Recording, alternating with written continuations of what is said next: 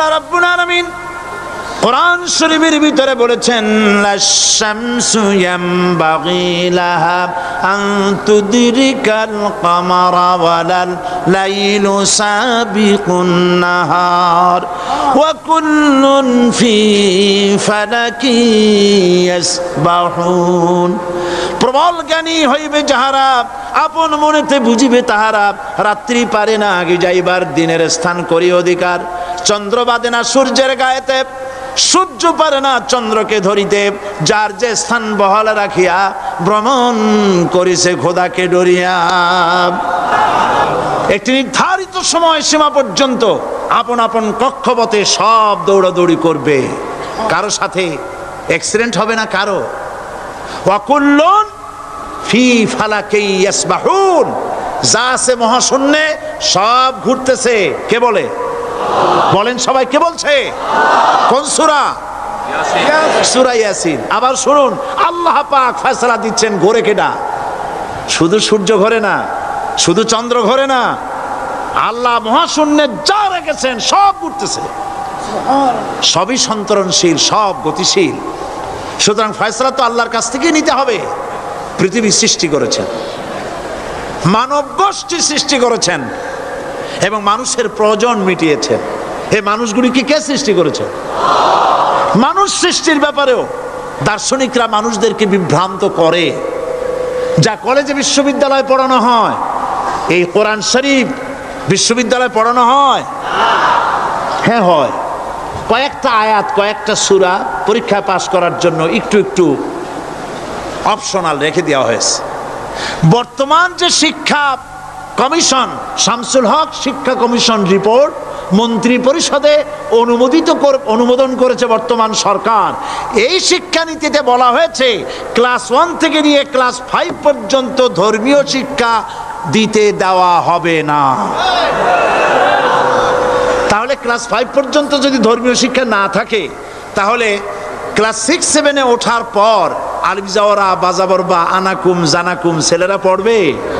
মেয়েরা পড়বে? আসল উদ্দেশ্য হলো ইসলাম থেকে জাতিকে দূরে সরাবার জন্য ষড়যন্ত্র। এই সরকারের প্রণীত শিক্ষানীতি আমরা মানি না। আপনারা মানেন? যেই মাদ্রাসা মানুষের চরিত্র সৃষ্টি করে, বর্তমান সরকার সেই মাদ্রাসাগুলি একটা একটা করে ধ্বংস করার পরিকল্পনা গ্রহণ করেছে। সুতরাং আসল শিক্ষা হলো কোরআনের কাছে। আসল শিক্ষা কোথায়? কোরআনের কাছে।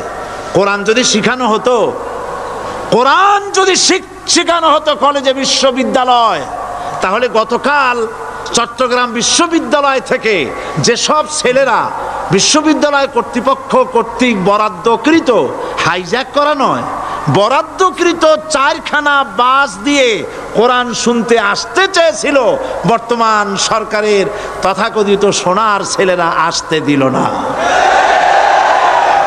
কোরআন যদি তারা পড়তো, তাহলে কোরআন শরীফ শুনতে তারাও আসতো। কপাল পোড়া।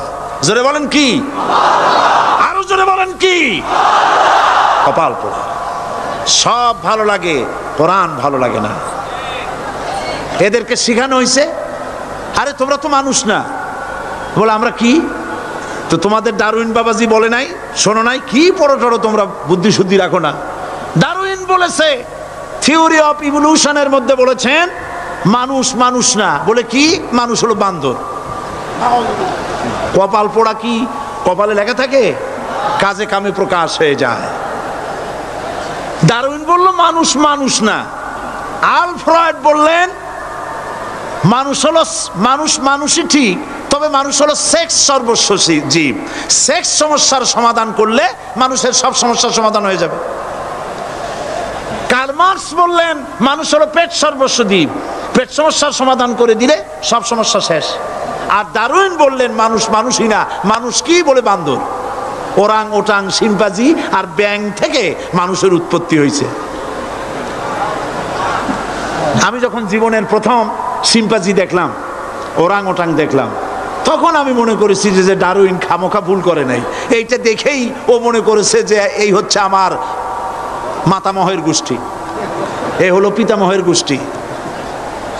আপনারা একটু মাথা কাটায় চিন্তা করেন, মানুষ যদি বান্দর থেকে হবে, আজও বানর ফরেস্ট এরিয়া আছে কিনা বাংলাদেশে? চিল্লায় বলেন আছে কিনা? তো মানুষ যদি বান্দর থেকেই হবে, আপনারা কি কোনোদিন দেখেছেন যে একটা বান্দরের কোমর পর্যন্ত মানুষের মতো হয়ে সারছে? আর কিছুদিন গেলেই পুরা মানুষ হয়ে যাবে, গলা পর্যন্ত মানুষের মতো হয়ে গেছে, আর কদিন গেলেই মানুষ হয়ে যাবে। দেখছেন কখনো? আচ্ছা আপনারা বলেন, পাবদা মাছ আপনারা চট্টগ্রামে কি বলেন? পাবদাই বলেন। পাবদা মাছ দেখতে কি মাছের মতো লাগে? বোয়াল মাছের মতো। কোন পাগলে কি বলছে কথা যে বোয়ালের পূর্বপুরুষ পাবদা? পাবদাগুলি পুটি টুটি খাইয়া খাইয়া আস্তে আস্তে বোয়াল হয়ে গেছে, এ কথা কেউ বলে? আচ্ছা, শোলের যে ছোট সাইজ, শোল মাছ, গজাল মাছ, এর যে ছোট্ট সাইজ ভর্তা করে খায়, শুটকি বানায় খায়, ওগুলোর কি বলে? টাকি মাছ। এই টাকি মাছ দেখতে শোল মাছের মতো। কেউ পাগলকে আজ পর্যন্ত বলেছে যে শোল মাছের পূর্বপুরুষ টাকি, টাকিগুলা সার মার খাইয়া আস্তে আস্তে শৌলে পরিণত হয়ে গেছে? কেউ বলেছে কখনো? ডারউইন কয় বোতল খাইয়াছে এই মতবাদ লিখছে আল্লাহই ভালো জানে, যে বান্দরের থেকে মানুষ আবিষ্কার হয়েছে। নাউজুবিল্লাহ। এগুলি পড়ানো হয় কলেজে, বিশ্ববিদ্যালয়, তাই আমাদের সোনার ছেলেরা বান্দরামি করে। ওদের যদি পড়ানো হইতো তোমরা বান্দরের গোষ্ঠী নও, তোমরা মানুষ, মর্যাদা কার বেশি, বান্দরের না মানুষের? এ পৃথিবীর প্রথম মানুষকে আদম আলাইহিস সালাম। আদম হইছেন কি দিয়ে? মাটি দিয়ে। আল্লাহ রাব্বুল আলামিন যিনি মানুষ সৃষ্টি করেছেন, তিনি কোরআন শরীফের ভিতরে বলে দিয়েছেন, আমি প্রথমেই বলেছি, আপনারা লক্ষ্য করুন, এই কোরআন তাবিজের কিতাব নয়, এই কোরআন তদবিরের কিতাব নয়, ঝাড়ফুঁকের কিতাব নয়। কোরআন হলো পৃথিবীর মানুষের জন্য কোড অফ লাইফ, পূর্ণাঙ্গ জীবন বিধান। সব কিছু আল্লাহ পাক কোরআনের ভিতরে বলে দিয়েছেন, কোনো জিনিস বাদ দেন নাই। আপনি আমি কেমনে সৃষ্টি হয়েছি আল্লাহ পাক কোরআনের ভিতরে বলেছেন, ইন্না খালাকনাকুম মিন তুরাবিন সুম্মা মিন নুতফাতিন সুম্মা মিন আলাকাতিন সুম্মা মিন মুদগা। নিষ্প্রাণ মাটি দিয়ে তোমাকে উৎপন্ন করা হয়েছে, নিষ্প্রাণ মাটির উপাদান দিয়ে তোমাকে তৈরি করা হলো। মায়ের পেটের ভিতরে এক ফোঁটা নাপাক পানি জমাট রক্তে পরিণত হয়ে গেল, জমাট রক্ত আস্তে করে গোস্ত পিণ্ড হলো, গোস্ত পিণ্ডকে সুন্দর করে সাজায়া হাড্ডি গুড্ডি বানায়া স্ট্রাকচার তৈরি করে তার উপরে ফাকাসাউনাল ইযামা লাহমা, চামড়া দিয়ে গোস্ত দিয়া সাজায়া সুন্দর করে বানালাম। আল্লাহর পরিচয় শুনুন, আল্লাহ আমার কেমন আল্লাহ। মায়ের পেটের ভিতরে সন্তান বানায়া এরপরে যখন রূহ দেওয়া হয়েছে, ক্ষুধা লেগেছে, খাবারের প্রয়োজন হয়েছে, আল্লাহ রাব্বুল আলামিন ওই কচি বান্দা মায়ের পেটে বসে কি খাবে, সেজন্য তার মা চিন্তা করে নাই, বাবা চিন্তা করে নাই, সরকার চিন্তা করে নাই। আল্লাহ রাব্বুল আলামিন মায়ের মাসিক অসুখকে বন্ধ করে দিয়ে সন্তানের নাভির সাথে আর মায়ের নাভির সাথে তার লাগায়া, পাইপ লাগায়া মায়ের মাসিক অসুখের রক্তগুলি দিয়ে সন্তানকে বড় বানালেন। মুখ দিয়া এই রক্ত পান করালেন না, মুখটাকে পবিত্র রেখে দিলেন যাতে করে পৃথিবীতে আসার পর ওই মুখ দিয়া আল্লাহ রাব্বুল আলামিনের জিকির করতে পারো। সন্তান মায়ের ভিতরে পেটের ভিতরে বড় হলো, আল্লাহ রাব্বুল আলামিন বলেন মাস দিন যখন পুরা হয়ে গেল, সুম্মা নুখরিজুকুম তিফলা, বাচ্চার আকারে পৃথিবীতে নিয়ে আসলাম। এখন খাবা কি? পৃথিবীতে যখন বাচ্চা এলো তখন তার পেটের সাথে যে সংযোগ ছিল মায়ের নাভির সাথে আর সন্তানের নাভির সাথে, সেই সংযোগ তার আর কি থাকলো? কি করা হলো? কেটে দেওয়া হলো। লক্ষ্য করুন, জন্য একটি মাত্র পাইপ আল্লাহ লাগাইছিলেন। পৃথিবীতে সন্তান আসার সঙ্গে সঙ্গে পাইপটা কেটে দেওয়া হলো। এবার কি খাবে? আল্লাহ রাব্বুল আলামিন মায়ের বুক থেকে সন্তানের জন্য এবার সিঙ্গেল সিগন্যাল, তার জন্য সিঙ্গেল কোন লাইন যেটা ছিল কেটে দিয়া মায়ের বুক থেকে সন্তানের জন্য ডাবল লাইন আল্লাহ চালু করে দিলেন। এমন দুধ বানায় দিলেন যা শুধু খাবার নয়, শুধু ফুড ভ্যালু নয়, এই দুধের ভিতরে ক্যালসিয়াম, এর মধ্যে ভিটামিন, এর মধ্যে আয়রন, এর মধ্যে মেডিসিন। দুনিয়ার এই সন্তান ছিল ফি কারারিম মাকিন, সুরক্ষিত জায়গার ভিতরে ছিল। কোনো পলিউশন সেখানে যেতে পারত না, রোগের জার্ম সেখানে যেতে পারত না। দুনিয়ায় এলো দূষিত আবহাওয়ার ভিতরে। এই সন্তানকে এখনই অ্যান্টিবায়োটিক খাওয়ালে পরে অসুবিধা হবে। আল্লাহ রাব্বুল আলামিন মায়ের দুধের ভিতরে ঔষধ দিয়া রোগের প্রতিষেধক বানায়া দিলেন। এ হলো আমার আল্লাহ। এ আমার কে? আল্লাহ। জোরে বলেন আল্লাহ। আল্লাহ আল্লাহ রাব্বুল আলামিন মায়ের দুধ দিয়ে সন্তানকে বড় করলেন আর শোনায় দিলেন, খবরদার এই মায়ের সাথে, এই বাপের সাথে নাফরমানি করবি না। মা বাপের জন্য আমার কাছে দোয়া করবে, রব্বির হামহুমা কামা রাব্বায়ানি সাগীরা। সবাই পড়েন আমার সাথে, রব্বির হামহুমা কামা রাব্বায়ানি সাগীরা। আল্লাহ পাক শিখাই দিলেন বান্দারে আমার কাছে দোয়া করায়, আল্লাহ আমার মা বাপ আমাকে ছোটবেলায় যেভাবে স্নেহের কোলে লালন পালন করেছে, এইভাবে আমার মা বাপকে তোমার রহমতের কোলে লালন পালন করো। মনে থাকবে ভাইরা? বলেন মনে থাকবে? প্রত্যেক নামাজের পরে মা বাবার জন্য দোয়া করবেন, বেঁচে থাকুক আর মরে যাক, দোয়া করবেনই। মনে থাকবে?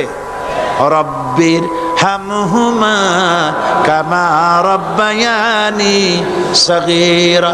আবার পড়েন, রব্বির হামহুমা কামা রাব্বায়ানি সাগীরা। আল্লাহ পাক মায়ের মর্যাদা এত বাড়াইছেন, সাহাবী প্রশ্ন করেছে, ইয়া রাসূলুল্লাহ খেদমত করব কার? হুজুর বলেন তোমার মায়ের, তারপরে কার? তোমার মায়ের, তারপরে কার? তোমার মায়ের, তারপরে কার? তোমার পিতার। বাপের চাইতে মায়ের মর্যাদা আল্লাহ 3 গুণ বাড়াইয়া দিলেন, 3 গুণ বৃদ্ধি করে দিলেন।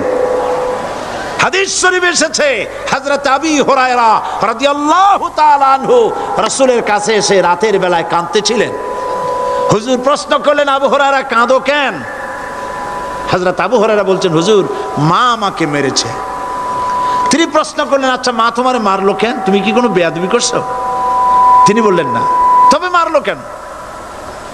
হযরত আবু হুরায়রা বলেন, ইয়া রাসূলুল্লাহ আপনার খেদমত থেকে বাড়ি ফিরতে আমার দেরি হয়ে গিয়েছিল। গভীর রাত্রে যখন বাড়ি গেছি, মা আমাকে প্রশ্ন করলেন, বাবা দেরি হলো কেন, কোথায় ছিলি? তাম পৃথিবীর মানুষ যেই কদম মোবারক চুমু দিতে পারলে ধন্য হয়ে যায়, সেই আখিরি জামানার পয়গম্বর নবী মুহাম্মদ রাসূলুল্লাহ সাল্লাল্লাহু আলাইহি সাল্লামের দরবার থেকে আসতে আমার দেরি হয়ে গেছে। ইয়া রাসূলুল্লাহ আমার মা আপনার নাম শুনে তার গা জ্বলে উঠল, তিনি কাফের মুশরিকা। আপনার নাম শুনে অগ্নি শর্মা হয়ে আমাকে ধরে পিটানো আরম্ভ করলেন আর বললেন, আবু হুরায়রা হয় মুহাম্মদ সাল্লাল্লাহু আলাইহি সাল্লামের বাড়ি ছাড়বি, নইলে আমার বাড়ি ছাড়বি, কি করবি বল? মার খেতে খেতে আমি বললাম, মা তোমার গায়ে যত শক্তি আছে আমারে মারো, তোমার বাড়ি শুদ্ধ, তাম দুনিয়াটা ছেড়ে দিতে পারি, মুহাম্মদ রাসূলুল্লাহর কদম মোবারক ছেড়ে দিতে পারি না। হুজুর আমার মা গলা ধাক্কা মেরে আমাকে বের করে দিয়েছেন। হুজুর বলছেন, আবু হুরায়রা মা তোমাকে মেরেছে আর আমার কাছে নালিশ করছো, আমি তোমার মায়ের কোনো বিচার করতে পারবো না। সুবহানাল্লাহ, এত বড় পাওয়ারফুল নবী, শানওয়ালা, ইজ্জতওয়ালি, বরকতওয়ালি, এত বড় নবী বলছেন মা মেরেছে, আমার করার কিচ্ছু নাই। সুবহানাল্লাহ। তোমার মা মুশরিকা হোক আর যাই হোক তোমার মা। সুবহানাল্লাহ বলেন। আমার বন্ধুগণ, হযরত আবু হুরায়রা বলেন, ইয়া রাসূলুল্লাহ, মায়ের বিরুদ্ধে কোনো অভিযোগ নিয়ে আমি আপনার কাছে আসি নাই। হুজুর বললেন, কেন আসছো বলো খুলে। আবু হুরায়রা বলেন, হুজুর আমি জানি আপনি আল্লাহর দরবারে যদি কোনো ব্যাপারে হাত তোলেন আল্লাহ মঞ্জুর করে ফেলেন। আপনি দয়া করে আমার মার জন্য দোয়া করেন, আল্লাহ যেন হেদায়েত দিয়ে দেন। আমার নবীজি দুখানে হাত উত্তোলন করলেন, বললেন, আল্লাহুম্মা ইহদি উম্মা আবি হুরায়রা, আয় আল্লাহ আমি দোয়া করতেছি আবু হুরায়রার মাকে হেদায়েত নসিব করো। হুজুর হাত তুলে মোনাজাত করছেন, আবু হুরায়রা দৌড় দিলেন বাড়ির দিকে।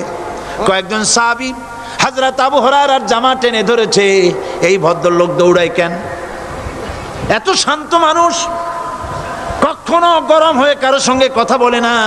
এই মানুষটা দৌড়ায় কেন? কোনো বিপদ হইল নাকি? জামা টেনে ধরে বলে, আবু হুরায়রা দৌড়াও কেন? হযরত আবু হুরায়রা বলেন, জামা ছেড়ে দাও, কোনো বিপদ আমার হয় নাই, আমি দৌড়াইয়া বাড়ি যাই দেখতে চাই। আমি দৌড়াইয়া আগে বাড়ি যেতে পারলাম না, আমার নবীর দোয়া আগে আমার বাড়ি চলে গেছে, আমি এটা দেখতে চাই। হযরত আবু হুরায়রা দৌড়াতে দৌড়াতে বাড়ি চলে গেছেন। দরজায় নক করলেন, ভেতর থেকে আওয়াজ এলো, কে? তিনি বললেন, আমি আবু হুরায়রা। মা দরজা খুলে দাও, আমি তোমার সন্তান। মা বললেন, বাবা অপেক্ষা করো, দরজা খুলতেছে। হযরত আবু হুরায়রা বলেন, মায়ের গলার আওয়াজের ভেতরে কুফরি কর্কশতা পেলাম না, মায়ের গলার আওয়াজের ভেতরে তাওহীদের নরমিয়াত পেলাম। আমার কাছে মনে হলো আমি আবু হুরায়রা বাড়ি আসার আগে নবীজির দোয়া আল্লাহর আরশে পৌঁছে গেছে। আবু হুরায়রা বলছেন, মা আমার কিছুক্ষণ পরে ঘরের থেকে বেরিয়ে এসেছেন, আমি দেখলাম মায়ের শরীর ভিজা, মাথার চুল দিয়া পানি টপকাচ্ছে। মা আমার বললেন, বাবারে তোমাকে মারার পর আমি নিদারুণ অনুশোচনায় পড়েছিলাম, মনে মনে ভাবলাম, আহারে আমার সন্তানরা আমি কেন মারলাম?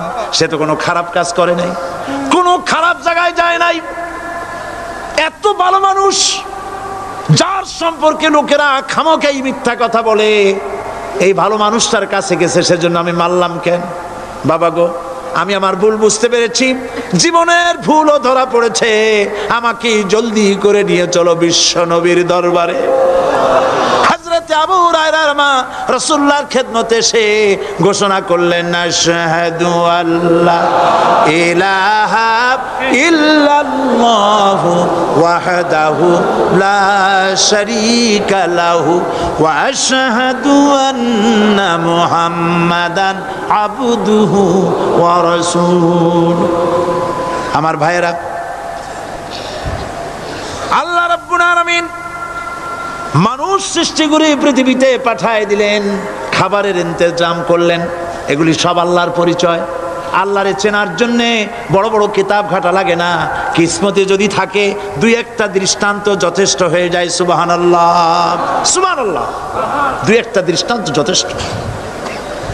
আল্লাহ পাক সমস্ত সৃষ্টি জগৎকে তৈরি করলেন, সৃষ্টি করলেন, আর তাদের খাদ্যের ব্যবস্থা করলেন। কে করেছেন খাদ্যের ব্যবস্থা? খাদ্য দেন আল্লাহ। কিন্তু অহংকারী যারা, তারা বলে দেশের বাম্পার ফলনের জন্য সমস্ত কৃতিত্ব সরকারের। বলেন আস্তাগফিরুল্লাহ, বলেন নাউজুবিল্লাহ। এদের একজন বলছিল, 3 বছর কিছু দিবার পারুম না, লোকেরা কয় আমরা না খাইয়ে থাহুম, আল্লাহ কয় আমিও দেহুম, কদ্দুর পারো না খাইয়ে থাকতে। ফসল কে দেন? জোরে বলেন, কে দেন? বাম্পার ফসলের ফলনের দাবি সরকার করতে পারে না, এটা কুফরি, এটা শিরক। জমিনের ফসল কে দেন? আকাশের বৃষ্টি কার? পানি কার? সার কার? সব আল্লাহ পাক। আল্লাহ পাক কোরআন শরীফে বলেছেন, লাইন শাকারতুম লাযীদান্নাকুম ওয়া লাইন কাফারতুম ইন্না আযাবী লাশাদীদ। আমার নিয়ামতের শুকর যদি আদায় করো বাড়ায় দেব, আর যদি কৃতজ্ঞ হও শুকরিয়া আদায় না করো মস্ত বড় শাস্তি দেব। ফসল দেই আমি আর শুকরিয়া আদায় করো তোমার বাজানের, ঠিক কিনা? শুকরিয়া আদায় করে কার? বাজানের। একটা লোকের, একটি মানুষের যেই প্রশংসা এই সরকার করলো বিগত 4.5 বছর ধরে, একটা মানুষের যত জিকির করলো, প্রশংসা করলো, ছবি টানাইলো, যদি এতটা জিকির এতটা স্মরণ আল্লাহ রাব্বুল আলামিনের করতো, ওদের জন্য আল্লাহর জান্নাতের দরজা খোলা হয়ে যেত। প্রশংসা করবে কার? চিল্লায় বলুন, আল্লাহ পাকের প্রশংসা করো। খেতে দেওয়ার মালিক তিনি। আল্লাহ পাক বলছেন আল্লাহকে, তার পরিচয় আল্লাহ তুলে ধরেছেন, ওয়ামা মিন দাব্বাতিন ফিল আরদি ইল্লা আলাল্লাহি রিজকুহা। এই পৃথিবীর ভিতরে এমন কোন বিচরণশীল জীব নাই যার রিস্কের দায়িত্ব আমি আল্লাহ গ্রহণ করি নাই। সুবহানাল্লাহ বলবেন না? রিস্কের দায়িত্ব কার হাতে? আচ্ছা দেখুন তো, পৃথিবীর সমস্ত সরকারের কাছে বিভিন্ন মন্ত্রণালয় আছে না? খাদ্য মন্ত্রণালয় বলে কোনো মন্ত্রণালয় আছে কিনা? আছে। খালি কয় খামু আর খামু। খাদ্য মন্ত্রণালয় আছে, থাকার পরেও মানুষ না খাইয়া মরে, ঠিক কিনা? এবার একটু তাকান তো, জ্ঞানের চক্ষু দিয়া তাকান। ফরেস্ট এরিয়া, বাঘ আছে কিনা? নাই। সিংহ আছে কিনা? গন্ডার আছে কিনা? হাতি আছে কিনা? বিশাল বিশাল প্রাণী আছে কিনা? জঙ্গলে ছোট্ট প্রাণী থেকে, পোকা থেকে শুরু করে গন্ডার পর্যন্ত, টুনটুনি পাখি দিয়ে শুরু করে ঈগল পাখি পর্যন্ত, নদীর ভিতরে ছোট্ট চুনু পুঁটি থেকে শুরু করে তিমি মাছ পর্যন্ত।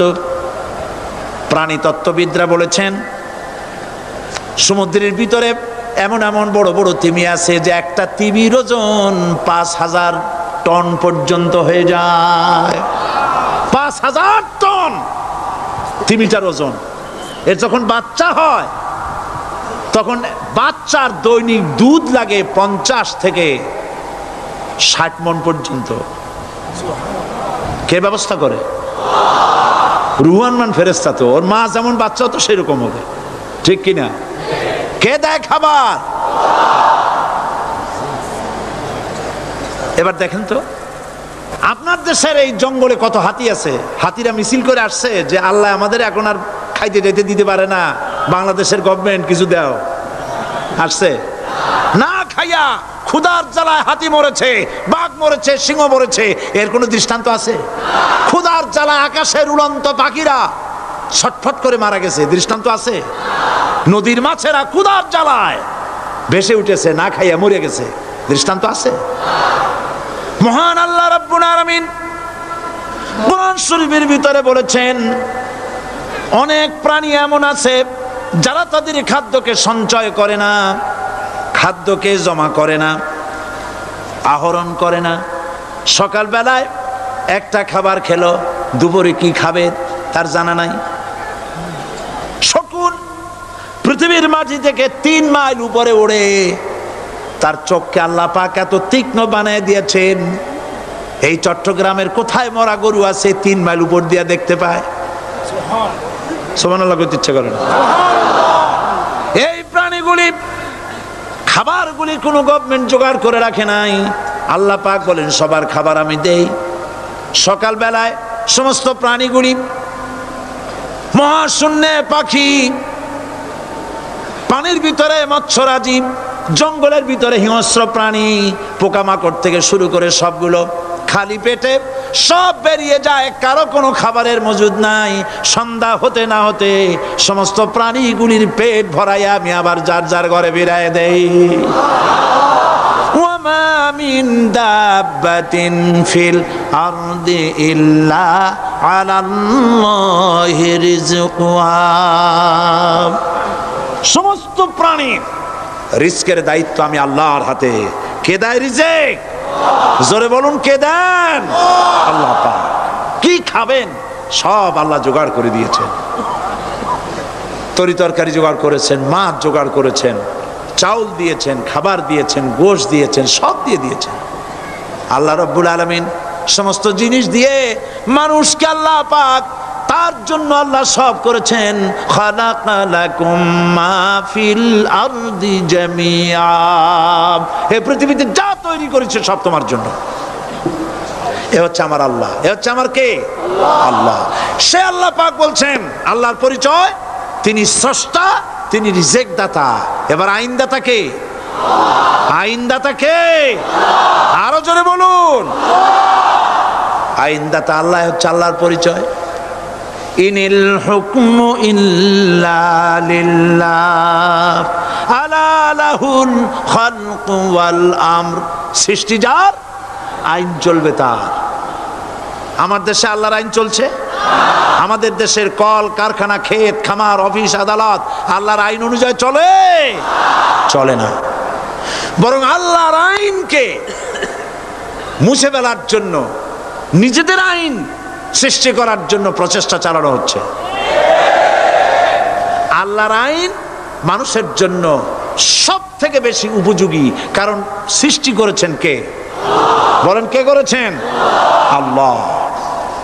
প্রত্যেকটি মেশিন আপনি যা কিনবেন, রেডিও হোক, টিভি হোক, যে কোনো যন্ত্র হোক, গাড়ি হোক, তার সাথে একটা লিটারেচার, একটা বই তার সঙ্গে দিয়ে দেওয়া হয়। ওই বইয়ের মধ্যে লেখা থাকে এটা কিভাবে চালানো হবে, অপারেট করা হবে, তার সিস্টেম লেখা থাকে। আপনার ইচ্ছা মতো চালাইলে হবে না। এই মানব গোষ্ঠীকে সৃষ্টি করেছেন। এখন আপনি যদি আপনার আইন মতো চালান, তা কি চলবে? চলবে না। আপনি আপনার আইন মতো চালাচ্ছেন, ভালোভাবে চলতেছে? চলতেছে না। স্বরাষ্ট্রমন্ত্রী বলতেছেন সন্ত্রাসীদেরকে মাটির তলা থেকে খুঁজে বের করা হবে, কিন্তু নাকের উপর দিয়ে ব্রিফকেস চুরি হয়ে যায়, উনি তা ধরতে পারেন না। এই হলো আইন।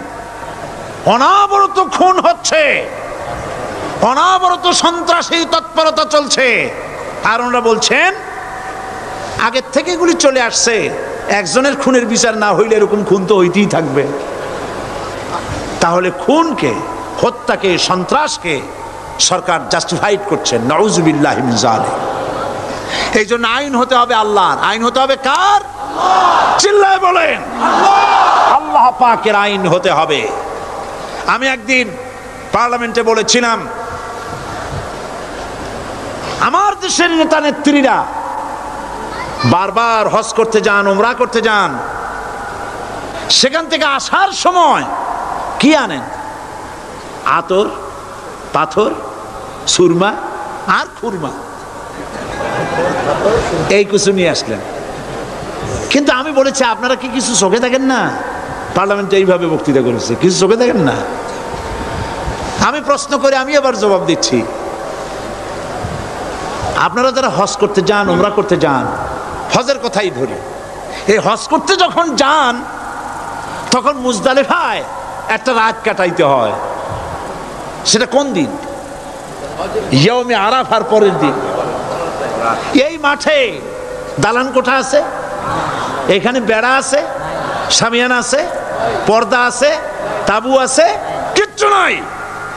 লক্ষ লক্ষ নারী আর পুরুষ পাশাপাশি শুয়ে থাকে, তাও সুবহানাল্লাহ কইতে ইচ্ছা করে না।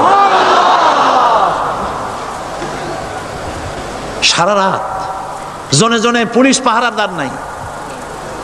কিরকম মেয়ে এলো, চাঁদের সৌন্দর্য হার মানায় দিতে পারে এরকম সুন্দরী, এরকম সুন্দরী নারী, সুদর্শন পুরুষ পাশাপাশি রাস্তার ধারে মরুভূমির ভিতরে সারা রাত কাটাচ্ছে। ইয়ৌমে আরাফার পরের রাতটা, একটা রাত পুরা। এভাবে চলতেছে বছরের পর বছর, শতাব্দীর পর শতাব্দী, সহস্রাব্দীর পরে সহস্রাব্দী। আমি প্রশ্ন করি, পৃথিবীর ইতিহাসে কেউ কি এমন কথা বলতে পেরেছে, লিখতে পেরেছে যে মুজদালিফার রাতে সেখান থেকে 10টা নারী হাইজ্যাক হয়েছে, 5টা নারী লাঞ্ছিত হয়েছে? বলতে পারবে? গভীর রাত্রে পুরুষ সঙ্গী ছাড়া সুন্দরী রমণী, যুবতী রমণী একাকিনী নিজের ঘর ছেড়ে আল্লাহর ঘরে তাওয়াফ করতে আসে। তাওয়াফ সেরে তাহাজ্জুদের নামাজ পড়ে আল্লাহর কাছে মোনাজাত করে একা একা হাজার হাজার লাখো পুরুষের ভিতর থেকে আপন ঘরে ফিরে যায়। কারো বাবার হিম্মত নাই একবার তাকায় সে তো রূপ উপভোগ করার জন্য আবার তাকায়, অথবা তার আঁচল ধরে টান মারে। আছে ইতিহাস? কথা কন না কেন? সুন্দরী একটা মাইয়া মক্কা থেকে মদিনা থেকে পাওয়া যায় না, 15 দিন হয়ে গেছে। হয়েছে কখনো? এবার জবাব দেন, কেন হয় না? কেন হয় না? আমার দেশের মেয়েরা রাস্তা দিয়ে হাঁটতে পারে না। হাই স্কুল মেয়েদের, হাই স্কুল মেয়েদের কলেজ যখন ছুটি হয়, তথাকথিত সোনার ছেলেরা গেটের সামনে এতিমের মতো কালায় থাকে। অনবরত হাইজ্যাক হচ্ছে, ধর্ষণের সেঞ্চুরি হচ্ছে। আর ওখানে হয় না কেন? ওখানে হয় না এই কারণে, এই কোরআনের আইন আল্লাহ রাব্বুল আলামিন যে আইন দিয়েছেন, ওখানে আইন বলবৎ আছে। আছে নাকি? আছে কিনা? কোন পুরুষ কোন নারীকে ধর্ষণ করেছে যদি প্রমাণিত হয়, সে যদি ফাহাদের ছেলে হয় আর ফাহাদের মেয়েও হয়, কোরআনের শাস্তি হলো পাথর মেরে উড়াইয়া দাও।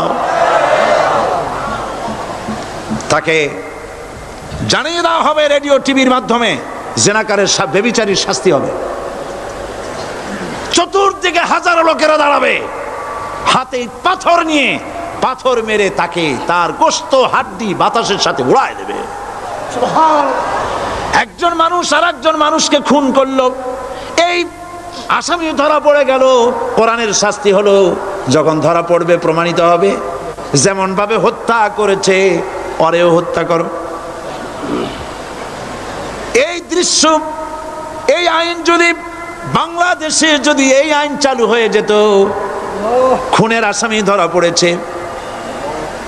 পড়েছে, জেনার আসামি, প্রকাশ্য ময়দানে এলো, সাক্ষী প্রমাণে কোর্টে প্রমাণিত হলো সত্যি সে খুনি।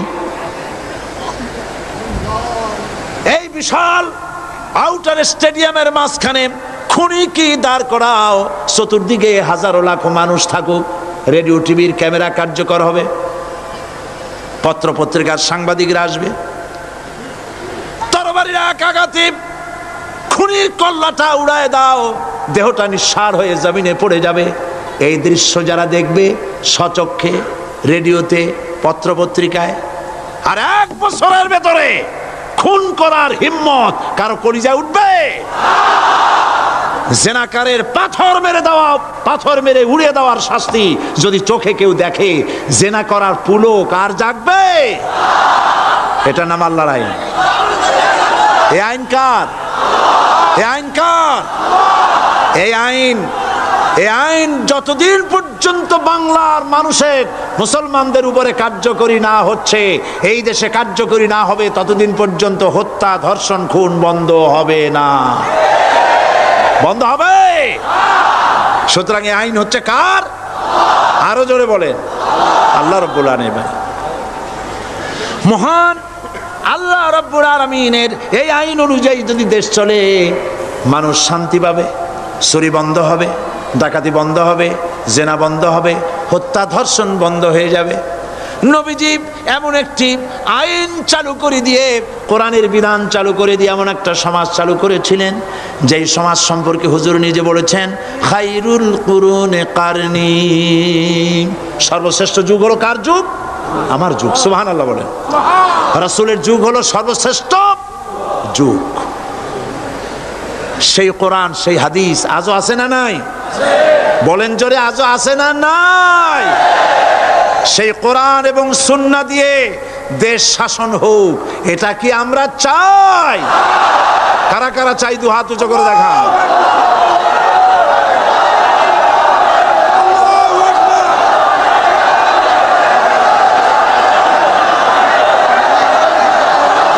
আরে ভাই আপনারা দাঁড়ায় গেলেন কেন? বসেন বসেন। আমি তো একটা স্লোগান দিতে বললাম, হাত দেখতে চাইছি আমি, মাথা দেখতে চাই নাই। এই সুযোগে কোমরটা সোজা করে নিলেন। আচ্ছা বসেন, আর মহব্বতের সাথে জিকির করেন লা ইলাহা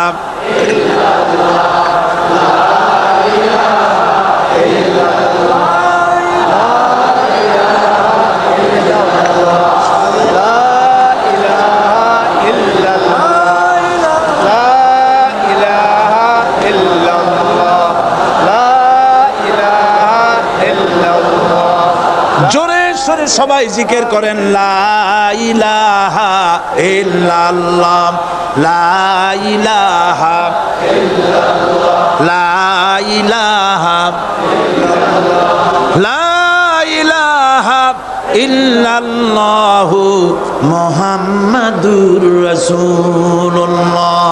বসুন, আমরা মুনাজাত করব।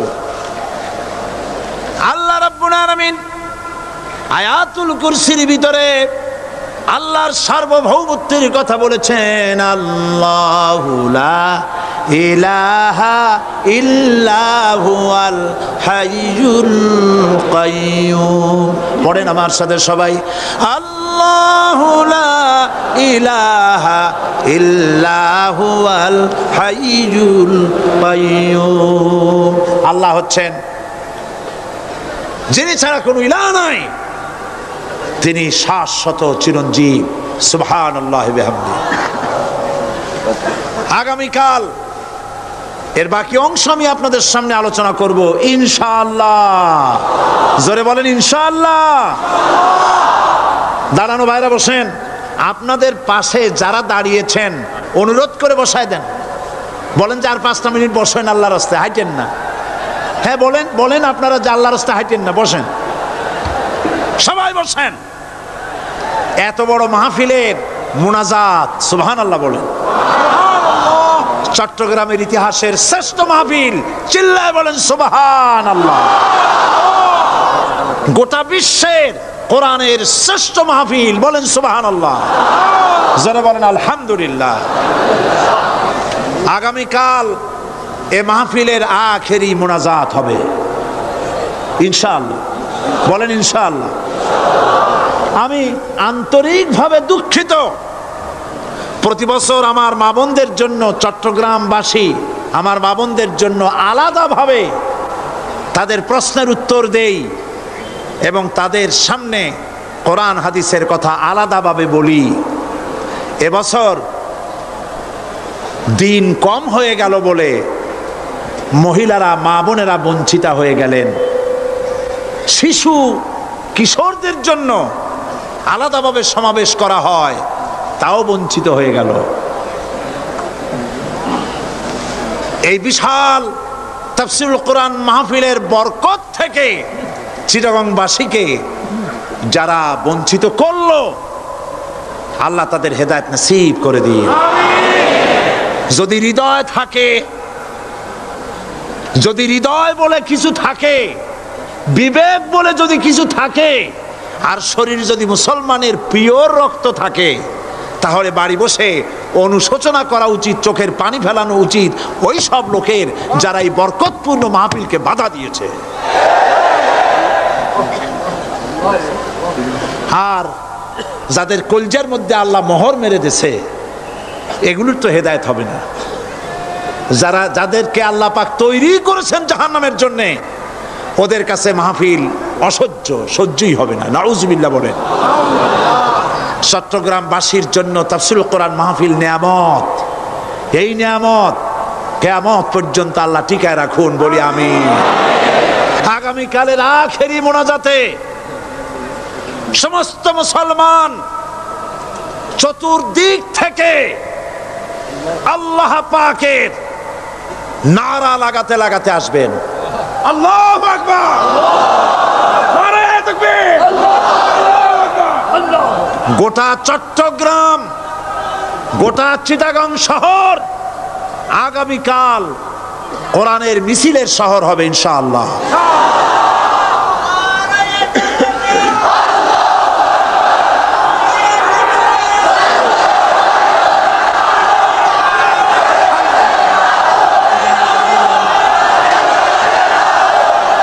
সকল ধন এবং সম্পদের মূল মালিক হচ্ছেন আল্লাহ পাক।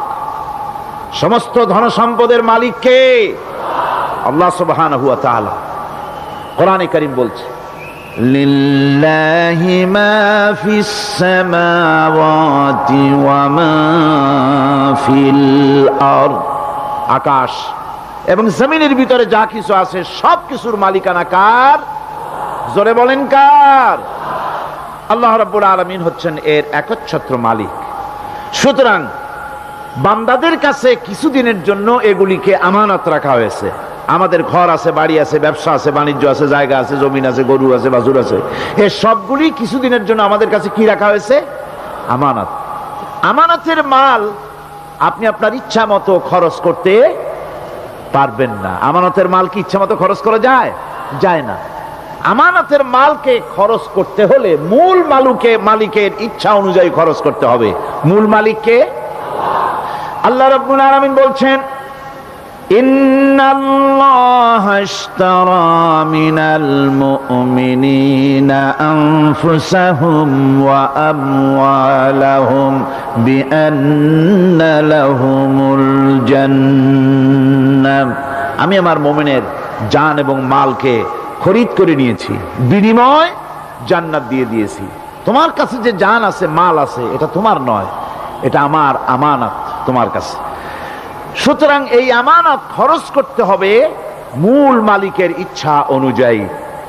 সমাজের এক শ্রেণীর লোক প্রচুর বিত্তের মালিক হবে, সমাজের এক শ্রেণীর লোক প্রচুর বিত্ত এবং সম্পদের মালিক হয়ে ভোগ বিলাসের আনন্দের স্রোতে ভেসে যেতে থাকবে, নিজেকে ভাসিয়ে দেবে। আর এক শ্রেণীর লোক অনাহারে অর্ধাহারে কষ্ট করবে। এ বিধান ইসলামের নয়। কেউ থাকবে 10 তলায় আর কেউ থাকবে গাছতলায়, কেউ খাবে পোলাও, কোরমা, বিরিয়ানি, আর কারো কিসমতে মরুচ পোড়াও হবে না। এ বিধান আল্লাহর নয়। ইসলামের বিধান হচ্ছে এই যে আল্লাহ যে সব সম্পদ মানুষকে দান করেছেন, এই সম্পদের ভিতরে বিত্তহীনদের অধিকার রাখা হয়েছে। বিত্তহীন যারা গরিব, যাদের কিছু নাই, তারা আপনার করুণার পাত্র নয়। কি বলেন? তারা কি ধনীদের করুণার পাত্র? কোরআনে কারিমে আল্লাহ বলেন, ওয়াল্লাযীনা ফী আমওয়ালিহিম হাক্কুল লিস-সাইলি ওয়াল মাহরুম। ধনীদের সম্পদের ভেতরে গরিবদের, বিত্তহীনদের অধিকার রয়েছে। সে অধিকার আদায় করে দাও। দান করা এমনি দিয়ে দাও এক জিনিস, গরিবদেরকে, বিত্তহীনদেরকে ইসলাম করুণার পাত্র বানায় নাই, বলেছে অধিকার। অধিকারটা বড় মজবুত কথা, এ কথার লোড আছে, ওয়েট আছে। আপনার আমার সম্পদের, অর্থাৎ যাদের বিত্ত আছে, বিত্ত সম্পদওয়ালা সম্পদশালী লোকেদের সম্পদের ভেতরে গরিবদের অধিকার রয়ে গেছে, সে অধিকার আদায় করতে হবে। ইসলাম সকল মানুষের দারিদ্র দূর করে বেঁচে থাকার মৌলিক অধিকার প্রতিষ্ঠিত করেছে। রাসূল করিম সাল্লাল্লাহু আলাইহি ওয়াসাল্লাম বলেছেন, লাইসা লি ইবনি আদম হাক্কুন সিওয়া হাযিহিল খিসাল, বাইতুন ইয়াসকুনুহু ওয়া সাওবুন ইউয়ারি আওরাতাহু ওয়া জালফাল খুবজ ওয়াল মা। আখরাজাহু তিরমিজি। তিরমিজি শরীফের হাদিসের ভেতরে এসেছে, রাসূল করিম সাল্লাল্লাহু আলাইহি ওয়াসাল্লাম বলেছেন, প্রত্যেকটি বনি আদমের তার বাস করার জন্য একটা গৃহ, এবং লজ্জা ঢাকার জন্য, শীত নিবারণের জন্য তার বস্ত্র, আর ক্ষুধা মিটাবার জন্য তার পানি আর রুটি ইত্যাদির ব্যবস্থা করতে হবে, চাই সে মুসলমান হোক আর হিন্দু হোক আর খ্রিস্টান হোক। বনি আদম, আদমের সন্তান যে মানুষ, যে তার এই অধিকার ইসলাম প্রতিষ্ঠিত করেছে। আজ বলা হচ্ছে খাদ্য বস্ত্র বাসস্থান সমাধান দেবে অমুকরা তমুকরা, এরকমের স্লোগান হয় না? ওরা দিতে পারবে না, ওরা দিতে পারে নাই। খাদ্য বস্ত্র শিক্ষা চিকিৎসা বাসস্থানের গ্যারান্টি দিয়েছে কোরআন, দিয়েছে আল্লাহ রসুল জনাবে মুহাম্মদ রাসূলুল্লাহ সাল্লাল্লাহু আলাইহি ওয়াসাল্লাম। ইসলাম অর্থনৈতিক নিরাপত্তার জন্য যে সব পন্থা অবলম্বন করেছে সেটা হচ্ছে যে সমাজের কর্মক্ষম সকল ব্যক্তি রুজির জন্য পরিশ্রম করবে, কেউ বসে থাকতে পারবে না। এটা হচ্ছে ইসলামের নিয়ম, কেউ বসে থাকতে পারবে না। কোরআনে কারীম বলছে ফাইদা কুদিয়াতিস সালাতু ফান্তাশিরু ফিল আরদ ওয়াবতাগু মিন ফাদলিল্লাহ। ফাইদা কুদিয়াতিস সালাত, যখন তোমার নামাজ সম্পূর্ণ হয়ে গেল, ফান্তাশিরু ফিল আরদ, ছড়িয়ে পড়ো আমার জমিনের উপরে, ওয়াবতাগু মিন ফাদলিল্লাহ, আর আমার অনুগ্রহ অনুসন্ধান করো। রুজি কামানো কোনো খারাপ জিনিস না। কেউ মনে করে সারাদিন বসে বসে আল্লাহর জিকির করব, কেউ দুনিয়াটারে ঝামেলা মনে করে জঙ্গলে চলে যেতে চায়, এটা নিয়ম না। আপনি বসে থাকতে পারবেন না, আপনাকে কাজ করতে হবে। রুজি কামাই করাটাকে কোরআনে কারিমে এতটা সম্মান দিয়েছে যেটাকে ফদলুল্লাহ বলা হয়েছে। ফদলুল্লাহ এটা আল্লাহর অনুগ্রহ, সুবহানাল্লাহ বলেন। এটাকে ফদলুল্লাহ বলা হয়েছে, এটা জিনাতুল্লাহ বলা হয়েছে। আপনি যে কাপড় চোপড় ব্যবহার করেন, এই কাপড় চোপড়ের ব্যাপারে আল্লাহ পাক প্রশংসা করেছেন, কাপড় চোপড় সুন্দর পরতে বলেছেন। তারপরে রুজি রোজগার হালাল করতে বলা হয়েছে, এবং রুজি কামাবার ব্যাপারে হালাল ভাবে রুজি কামাবার জন্য ইন্সপিরেশন দেওয়া হয়েছে কোরআন এবং হাদিসে। রাসূল করিম সাল্লাল্লাহু আলাইহি ওয়াসাল্লাম বলেছেন আল কাসিবু হাবিবুল্লাহ, সহজে যে উপার্জন করে সে আল্লাহর বন্ধু। যে ব্যক্তি ঠেলা গাড়ি চালায়, কুলি মজুর রিকশা চালায়, নিন্দা নাই, তাকে নিন্দা করা যাবে না। রিকশাওয়ালাও একটা গুরুত্বপূর্ণ দায়িত্ব পালন করছে। কুমার, কামার, তাঁতি, জেলে, ধোপা, নাপিত সবাই কাজ করছে। প্রত্যেক কাজের সম্মান ইসলাম দেয়, সুবহানাল্লাহ কোন। সমস্ত কাজের সম্মান আছে, শুধুমাত্র সম্মান নাই চুরির কাজের, ডাকাতির কাজের, সন্ত্রাসের কাজের, চাঁদাবাজির কাজের, মাস্তানির কাজের। এই সব কাজ নিন্দনীয় এবং এই সব কাজ নিতান্ত বাজে কাজ, এ কাজের কোনো সম্মান নাই। সম্মান হচ্ছে নিজের হাতে কামাই করে সারা দিনে এক মুঠো খাবারও যদি খান, আপনার খাবারের চাইতে হালাল খাবার কারো হতে পারে না। আল্লাহর বন্ধু সোজা কথা না। আল কাসিবু হাবিবুল্লাহ, সহস্ত উপার্জনের এত বরকত। সেজন্য অর্থনৈতিক নিরাপত্তার জন্য সমাজের প্রত্যেকটি কর্মক্ষম লোককে কাজ করতে হবে। কি করতে হবে? নামাজ পড়া হয়ে গেছে, এখন আর বসে থাকা চলবে না, নেমে পড়ুন কাজের জন্য, আল্লাহর অনুগ্রহ অনুসন্ধান করুন। এরপরে আল্লাহ পাক বলছেন আমার অনুগ্রহ রুজি কামাও, আর রুজি কামাবার সময় ওয়াজকুরুল্লাহ যিকরান কাসীরা লাআল্লাকুম তুফলিহুন। আর জিকির করবা আমার বেশি, আমার জিকির করবা। বলা হচ্ছে রুজি অনুসন্ধান করো, আর বলা হচ্ছে আমার জিকির করো। তো জিকির আর রুজি সন্ধানের ভিতরে সামঞ্জস্য কি? সামঞ্জস্যটা হচ্ছে এই যে আপনি যখন উযকুরুল্লাহ কাসীরান, আপনাকে বেশি করে জিকির করতে হবে। জিকির মানে কি? স্মরণ করা। জিকির মানে কি? স্মরণ করা। আল্লাহকে স্মরণ করেন। রুজি যখন কামাতে যাবেন স্মরণ করবেন কারে? চিল্লায় কোন কারে? আপনি রুজি কামাবার জন্য চাকরি করতেছেন, অফিসে বসে যদি আল্লাহ রাব্বুল আলামিন আপনার স্মরণে থাকে, তাহলে ঘুষ খাওয়া আপনার জন্য সম্ভব হবে না। কথা ঠিক কিনা? আল্লাহ পাক বলছেন রুজি কামাবার জন্য তুমি যে পরিশ্রম করবে, ওই পরিশ্রমের সময় বেশি বেশি জিকির করো, আমারে স্মরণ রাখো। অফিসে বসে যখন তুমি কাজ করবে, আমি যদি স্মরণে থাকি, তাহলে তুমি ঘুষ খাইতে পারবা না। তুমি জমিন চাষ করবে, জমিন চাষ করার সময় আমি যদি তোমার স্মরণে থাকি, জমিনের আইল ঠেলা তোমার পক্ষে সম্ভব হবে না। যত রকমের রুজির রোজগারের পথ আছে আমাকে স্মরণ করো, খারাপ পথ থেকে বাঁচো, হালাল ভাবে রুজি কামাও, হালাল রুজির ভিতরে আল্লাহ রব্বুল আলামিন বরকত দিয়ে দিবেন। আর কাজ করার জন্য বলা হয়েছে, রাসূল করিম সাল্লাল্লাহু আলাইহি ওয়াসাল্লাম বলেছেন, ইজা সাল্লাইতুমুল ফাজরা ফালা তানুমু আন তালবি আরযাকিকুম। ফজরের নামাজ পড়া হয়ে গেছে, ঘুমায়ও না। আমাদের একটা আম অভ্যাস হয়ে গেছে ফজরের নামাজ পড়ে ঘুমানো। হাদিস শরীফে বলা হচ্ছে ফজরের নামাজ পড়া হয়ে গেছে, ঘুমায়ও না, রুজি তালাশ করো, রিজিক তালাশ করো, নিজের সাহায্য করো, অন্যকে সাহায্য করো, নিজের সংসারের জন্য কাজ করো, অন্যের জন্যও করো। হালাল ভাবে রুজি কামাই করে বউকে একটা ব্লাউজ কিনে দিয়েছেন, একটা শাড়ি কিনে দিয়েছেন, বাচ্চাকে ক্লাসের বই কিনে দিয়েছেন, বাজার থেকে মাছ তরিতরকারি কিনে, অক্ষম ব্যক্তিদেরকে সহযোগিতা করবে। যারা নাকি উপার্জন করতে পারে না ওই জাতীয় লোকদেরকে তারা সহযোগিতা করবে। ওয়াকফুলু গানিয়ুহুম ফাকিরাহুম, সেই সমাজের যারা নাকি সামর্থ্যবান তারা রোজগার করবে এবং গরিবদেরকে সহযোগিতা করবে। আল্লাহর নবী বলেছেন সে ব্যক্তি মুমিন নয়, সে ব্যক্তি মুমিন নয়, সেই ব্যক্তি মুমিন নয়। সাহাবায়ে কিরাম হতচকিত হয়ে উঠলেন, প্রশ্ন করলেন, নবীজি কোন ব্যক্তি মুমিন নয়? আল্লাহর নবী বলেন, যেই ব্যক্তি পেট পুরে আরাম করে ঘুমায় গেল এ কথা জানার পর, যে তার প্রতিবেশী না খেয়ে শুয়ে আছে, ক্ষুধার যন্ত্রণায় কাতরাচ্ছে, এ কথা জানার পরে যেই মুসলমান ব্যক্তি আরাম করে পেট ভরে খেয়ে ঘুমায় সে কখনো মুমিনের দাবি করতে পারে না, মুমিন হতে পারে না।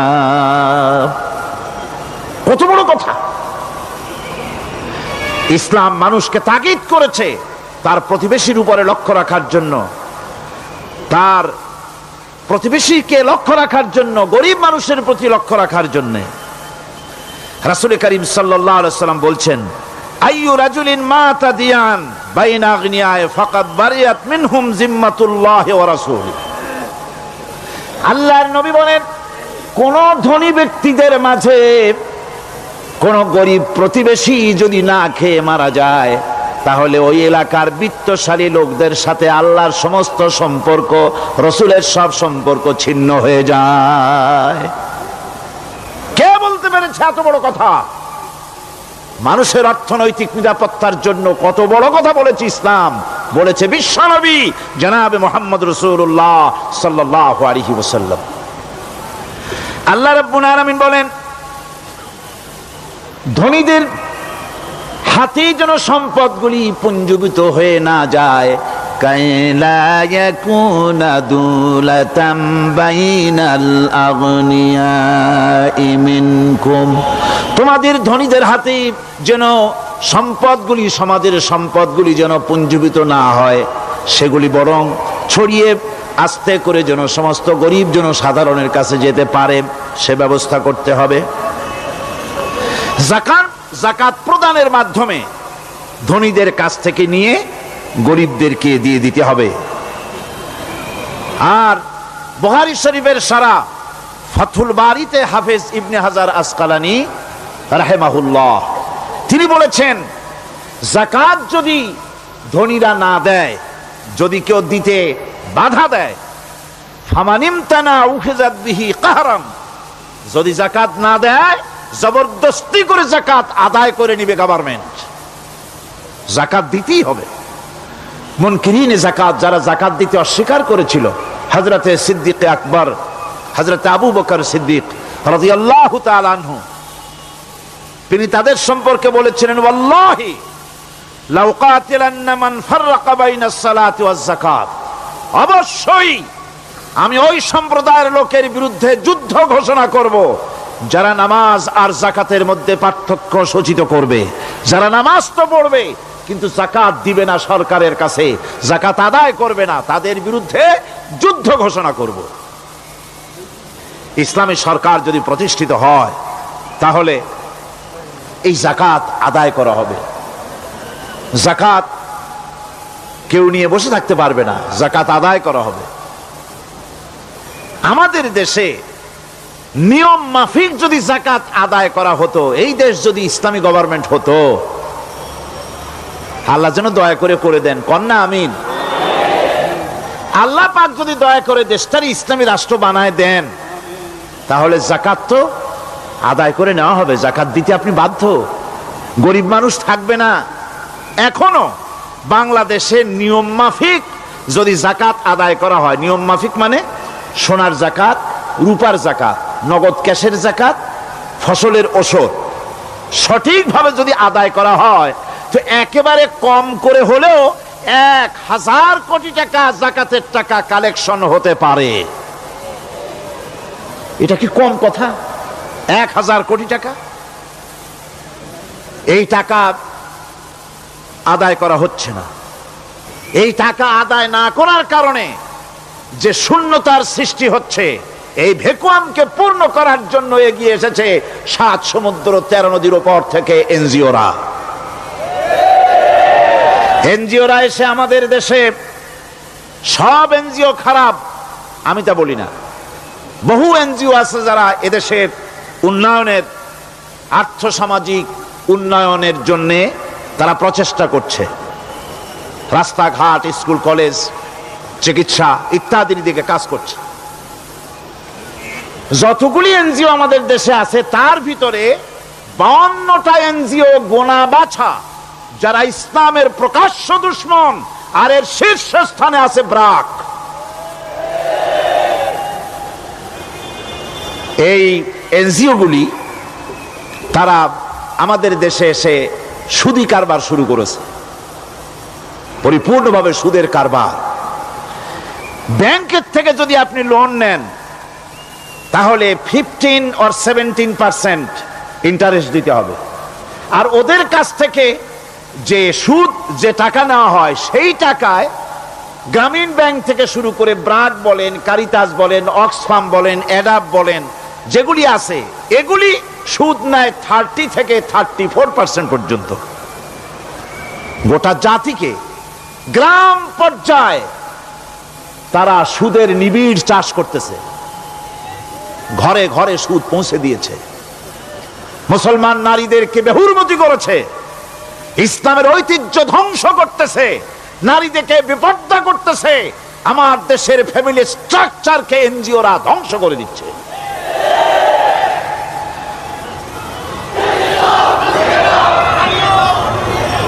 সুতরাং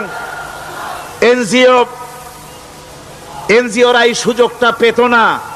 যদি যাকাত কালেকশন করা হতো, আর যাকাত দিয়ে, যাকাত যে সব জায়গায় খরচ করতে হয়, সেই খরচ করার জায়গাগুলিতে সঠিকভাবে যদি ব্যয় করা হতো, এই অবস্থা হতো না। বাংলাদেশে সম্পদের অভাব নাই। যারা বলে বাংলাদেশ গরিব, আমি তাদের সাথে একমত নই। আক্ষরিক অর্থে বাংলাদেশ গরিব নয়, বাংলাদেশে সম্পদ আছে। বাংলাদেশে যে জিনিসটার অভাব, সেটা হচ্ছে ইনসাফ ভিত্তিক বন্টনের অভাব। এখানে কেউ তো 1000 বিঘা জমির মালিক, বিঘা বুঝেন না কি কন আপনারা? কানি। কেউ তো 1000 কানির মালিক, আর কারো তো রান্নাঘর উঠাবার জায়গা নাই। কথাটাই ঠিক কিনা? কেউ তো শত শত কোটি টাকা, কত কোটি টাকা যে আছে তা হিসাব করে মাসখানেক লাগবে, গুনিয়া খুলাইতে পারবে না। আর কারো তো একটা ট্যাবলেট কেনার পয়সা নাই। সুতরাং আমার দেশে যেভাবে গরিব বলা হয়, আক্ষরিক অর্থে ওইভাবে আমার দেশ গরিব নয়। আমাদের দেশে সম্পদ আছে, বহুত জমি অনাবাদি ফেলে রাখা হয়েছে। রাসূল করিম সাল্লাল্লাহু আলাইহি ওয়াসাল্লাম বলেছেন, সেই ব্যক্তির জমিন রাখার অধিকার নাই যে ব্যক্তি তা চাষের আওতায় না আনে। আছে না বহুত জমি পড়িয়া? আবাদযোগ্য জমি আমাদের দেশে আছে যা, তার 2,40,00,000 একর। আমাদের ভূমি সম্পদ রয়েছে, বনজ সম্পদ যা আছে সেটা হচ্ছে 32,53,860 একর জুড়ে বিরাট বনজ সম্পদ আমাদের আছে। ভূমি সম্পদ আছে, বনজ সম্পদ আছে। আমাদের রয়েছে পানি সম্পদ, প্রায় 250 নদী, 3000 600 বর্গ মাইল জুড়ে নদীগুলো প্রবাহিত আছে, আমাদের পানি সম্পদ আছে, আমাদের গ্যাস সম্পদ আছে, যে গ্যাস অন্তত 100 বছর চলতে পারে। প্রত্যেক বাড়িতে বাড়িতে গ্যাসের সংযোগ দিলেও 100 বছরে ফুরাবে না। আলহামদুলিল্লাহ কইতে ইচ্ছা করে না? জোরে কোন আলহামদুলিল্লাহ। আমাদের গ্যাস সম্পদ রয়েছে, আমাদের মৎস্য সম্পদ আছে, পশু সম্পদ আছে, কৃষি সম্পদ আছে, আরো রয়েছে বিপুল জনশক্তি। জনশক্তিকে আজ সবচাইতে বার্ডেন মনে করা হয়। জনশক্তিকে বলা হয় বাংলাদেশের সবচাইতে বড় সমস্যা, জনশক্তি সমস্যা। এটা হচ্ছে যে সরকার আসে তারই ভূতে পায়, যে যায় লঙ্কা সে আর মানুষ হালে ফেরে না, মানুষগুলি তার জন্য জ্বালা। অথচ এই মানব শক্তি হচ্ছে শ্রেষ্ঠ শক্তি। ইউনিভার্সিটি জনমের মতো না বাড়াইয়া, এখন তো ইউনিভার্সিটি দাবি করতেছে সকলে, গ্রামে গঞ্জে থানায় রান্নাঘরে সব জায়গায় কয় আমাদের ইউনিভার্সিটি দাও। আর ইউনিভার্সিটির ফজিলত কি তা তো আমরা দেখতেইছি। এর থেকে বেশি করে পলিটেকনিক ইনস্টিটিউট, ভোকেশনাল ইনস্টিটিউট ইত্যাদি যদি বানানো হতো, ভিক্ষার হাতকে কর্মীর হাতে যদি পরিণত করা যেত, মানুষগুলিকে যদি কর্মক্ষম করা যেত, তাদেরকে যদি মডার্ন টেকনোলজি যদি শিক্ষা দেওয়া যেত, তাহলে এই মানব শক্তি রপ্তানি করে বা পৃথিবীর বিভিন্ন দেশ থেকে মূল্যবান বৈদেশিক মুদ্রা অর্জন করা যায়। সেটা না করে মানুষ হইছে জ্বালা, জনমের মতো এদেরকে মারো। এটা হচ্ছে ট্রেনের 3rd ক্লাস প্যাসেঞ্জার্স মেন্টালিটি। সেটা কিরকম? সেটা হচ্ছে ট্রেনে যখন মানুষ চলে 3য় শ্রেণীতে, একবার উঠে বসলে সে অন্যের জন্য জায়গা ছাড়ে না। জায়গা খালি আছে, আরেকজন আসে বললে ভাই আমার একটু বসতে দাও, কয় না ভাই এখানে লোক আছে। আসলে কিন্তু লোক নাই। আপনি যদি বলেন যে সেই লোক আসলে আমি জায়গা ছেড়ে দেবো, ততক্ষণ তো বসি, আপনি বসলেন, এরপরে আপনি তো বুঝছেন যে লোকটা ফাঁকিতেছে, ওই চিন্তা আপনার মধ্যেও ঢুকবে, আর একজন আসবে বসার জায়গা আছে, আপনি বলবেন না এখানে জায়গা নাই। ট্রেনের 3rd ক্লাস প্যাসেঞ্জারদের যে মন মানসিকতা, বর্তমান মুসলিম দেশগুলির সরকার প্রধানেরা ঠিক ট্রেনের 3rd ক্লাস প্যাসেঞ্জারদের চাইতেও 3rd ক্লাস। মানব শক্তিকে কাজে লাগাবার চিন্তা না করে উল্টা চিন্তা তারা করছেন। এত সম্পদ থাকা সত্ত্বেও বাংলাদেশ আজ যে অভাব সৃষ্টি হয়েছে তা কৃত্রিম, এবং তা সৃষ্টি হয়েছে এটা এর একমাত্র দায়ী এর জন্য রাজনৈতিক ষড়যন্ত্র। রাজনৈতিক ষড়যন্ত্রের কারণেই এই অভাব সৃষ্টি হয়েছে। গোড়া থেকেই আমাদের দেশটি ষড়যন্ত্রের শিকার। প্রথমে ব্রিটিশ বেনিয়ারা 200 বছর পর্যন্ত গোলামির জিনজির পরিয়ে দিয়েছে। 200 বছর গোলামির পর দ্বিজাতি তত্ত্ব এবং মুসলিম সংখ্যাগরিষ্ঠতার ভিত্তিতে 47-এর আজাদি, তারপর পশ্চিমাদের শোষণ বঞ্চনা থেকে মুক্তি লাভের জন্য 71-এর আজাদি, এরপরে দেশের 90% হচ্ছে মুসলমান। 90% কারা? চিল্লায় বলেন না কারা? পৃথিবীর এই দ্বিতীয় বৃহত্তম মুসলিম জনগোষ্ঠীকে খ্রিস্টান আর ইহুদিরা তারা চেয়েছে জনগণকে খ্রিস্টান বানাতে। আমাদের দেশের জনগণকে তারা চায় খ্রিস্টান বানাতে। যারা কমিউনিস্ট তারা চায় আমাদেরকে নাস্তিক বানাতে। আর পার্শ্ববর্তী দেশের পেইড এজেন্ট যারা আমাদের দেশে আছে তারা চায় পৃথিবীর নিকৃষ্টতম কুফরি মতবাদ, ধর্ম নিরপেক্ষ মতবাদের মাধ্যমে গোটা জাতিকে ধর্ম থেকে দূরে সরিয়ে দিতে চায়। সুতরাং এই ষড়যন্ত্রের শিকার হয়ে আছে বাংলাদেশ। বাংলাদেশের এই আর্থসামাজিক প্রেক্ষাপটে ইসলামের বিধান ছাড়া, আল্লাহর দেওয়া বিধান ছাড়া এর কোনো মুক্তি নাই, এর নাজাতের কোনো পথ নাই।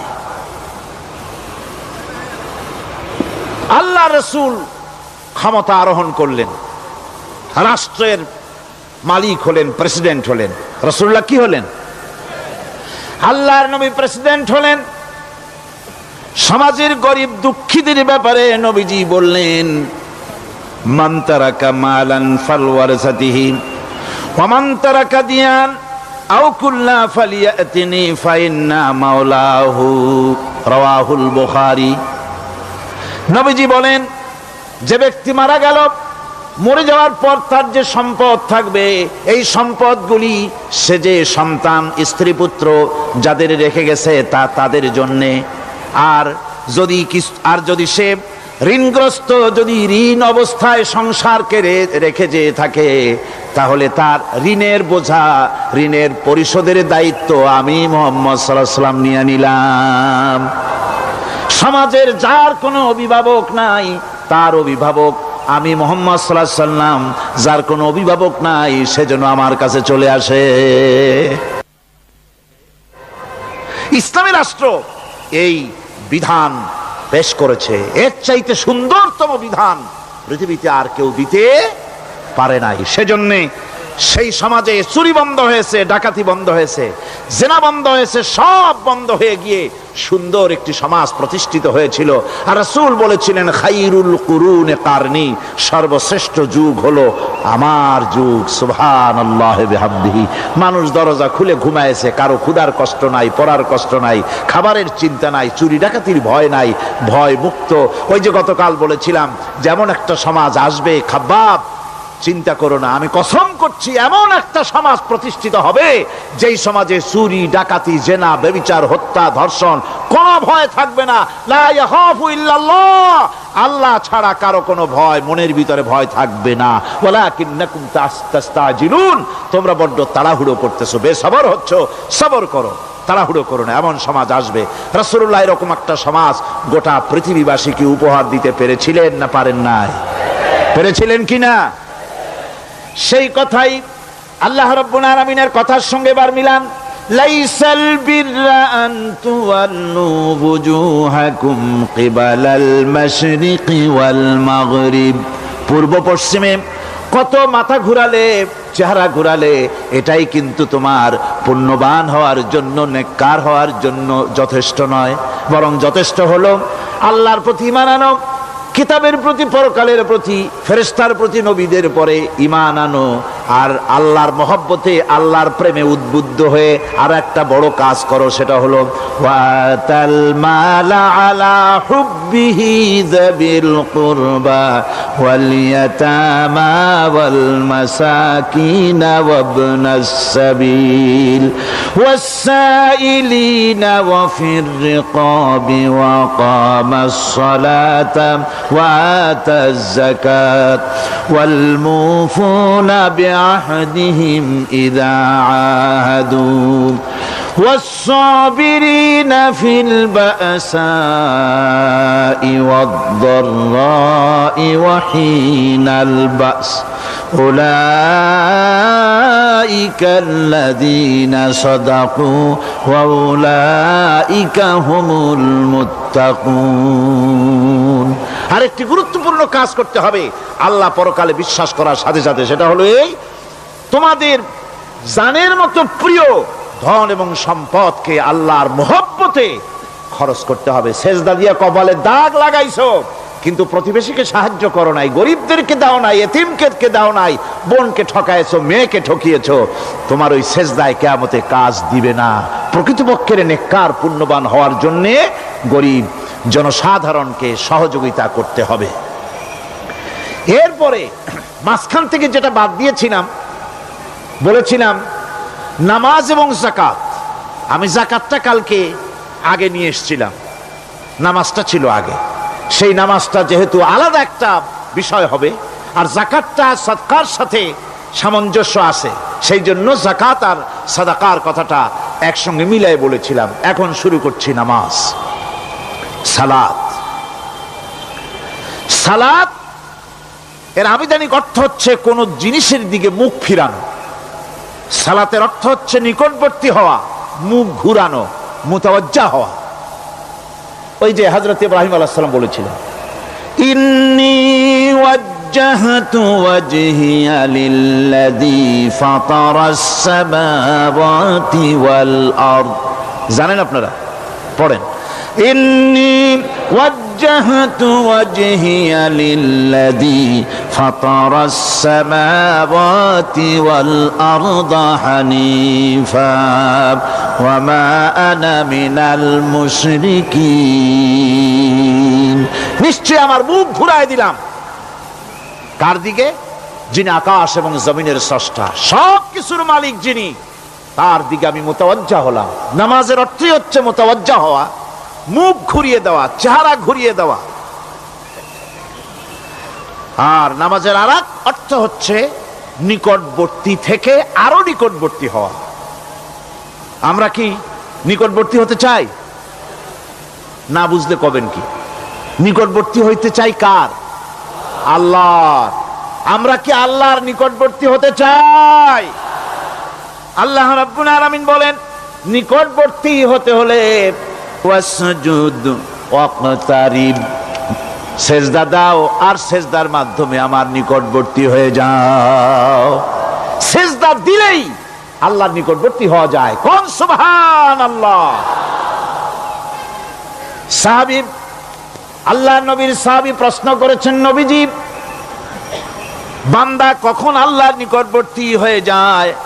নবীজি বলেছেন, বান্দা যখন সেজদা দেয় তখন আল্লাহর বান্দার মাঝে কোনো হিজাব থাকে না, একদম আল্লাহ পাকের নিকটবর্তী হয়ে যায় বান্দা যখন সেজদায় পড়ে যায়। সুতরাং নামাজ হচ্ছে নিকটবর্তী হওয়া, সালাত এটা হচ্ছে নিকটবর্তী হওয়া।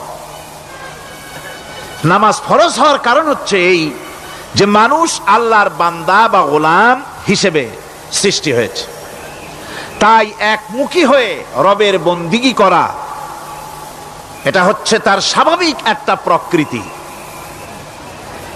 আল্লাহ রাব্বুল আলামিন এই প্রকৃতির দাবি মিটাবার জন্যই নামাজের ব্যবস্থা করেছেন। মানুষের ফিতরত, মানুষের নেচার, মানুষের ফিতরত হচ্ছে এই যে কারো না কারো কাছে মাথা নত করা, হাত জোড় করা, মাথা নত করা, সার্বভৌমত্বের মালিক কাউকে মনে করা। হাত জোড় করতে হলে, মাথা নত করতে হলে, সার্বভৌমত্বের মালিক হিসেবে কাউকে গ্রহণ করতে হলে আল্লাহর বিকল্প কেউ আছে নাকি? ইসলামের মূল দাওয়াতটা হলো ফিতরাত অনুযায়ী দাওয়াত দেওয়া হয়েছে, মানুষ যেন মাথা নত করে, গোলামি করে।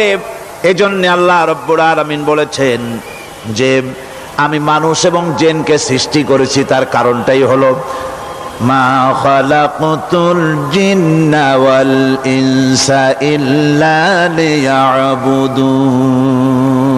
মানুষ আর জিন জাতিকে সৃষ্টি করা হয়েছে ইবাদতের জন্য, গোলামির জন্য। ইবাদত আর গোলামি এটাই করতে হবে, গোলামি করতে হবে, দাসত্ব করতে হবে। আর এই দাসত্ব, আল্লাহর আনুগত্যই গোলামির দাওয়াত দিয়েছেন দুনিয়ার সব নবীরা। কোন নবী বলেন নাই যে আমার গোলামি করো। কেউ বলেছেন? বলেন জোরে, কেউ বলেছেন? আল্লাহ পাক বলেন, ওয়ালাকাদ বা'আসনা ফি কুল্লি উম্মাতির রাসূলা আন ইবুদুল্লাহা ওয়াজতানিবুত তাগুত। প্রত্যেক জাতির জন্য আমি রাসূল প্রেরণ করেছি, তারা মানুষকে দাওয়াত দিয়েছেন এই কথা বলে যে এক আল্লাহর গোলামি করো, তিনি ছাড়া কোনো ইলাহ নাই, আইনদাতা নাই, বিধানদাতা নাই, তার গোলামি, তার সামনে মাথা নত করে দাও। আর প্রত্যেক নবীর যুগেই নামাজ রোজা শরীয়তের মধ্যে ছিল। নামাজ রোজা কম বেশি প্রত্যেক নবীর জামানায় আল্লাহ পাক এটাকে বাধ্যতামূলক করেছিলেন। নামাজ রোজা যাকাত সব নবীদের জন্য বাধ্যতামূলক ছিল, তার উম্মতের জন্য বাধ্যতামূলক ছিল। নামাজ হচ্ছে তাওহীদের অবশ্যম্ভাবী এক বহির্প্রকাশ। তাওহীদের জন্য তাওহীদবাদী মানুষ যারা, তাদেরকে নামাজ আদায় করতেই হবে।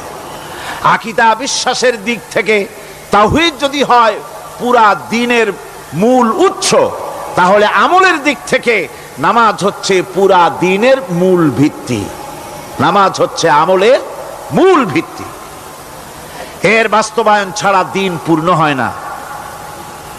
নামাজ মুমিনের কেবলমাত্র একটি উত্তম আমলই নয়, বরং নামাজ হচ্ছে ইমানের মূল ভিত্তি। যার কাছে নামাজ নাই তার কাছে কিছুই নাই।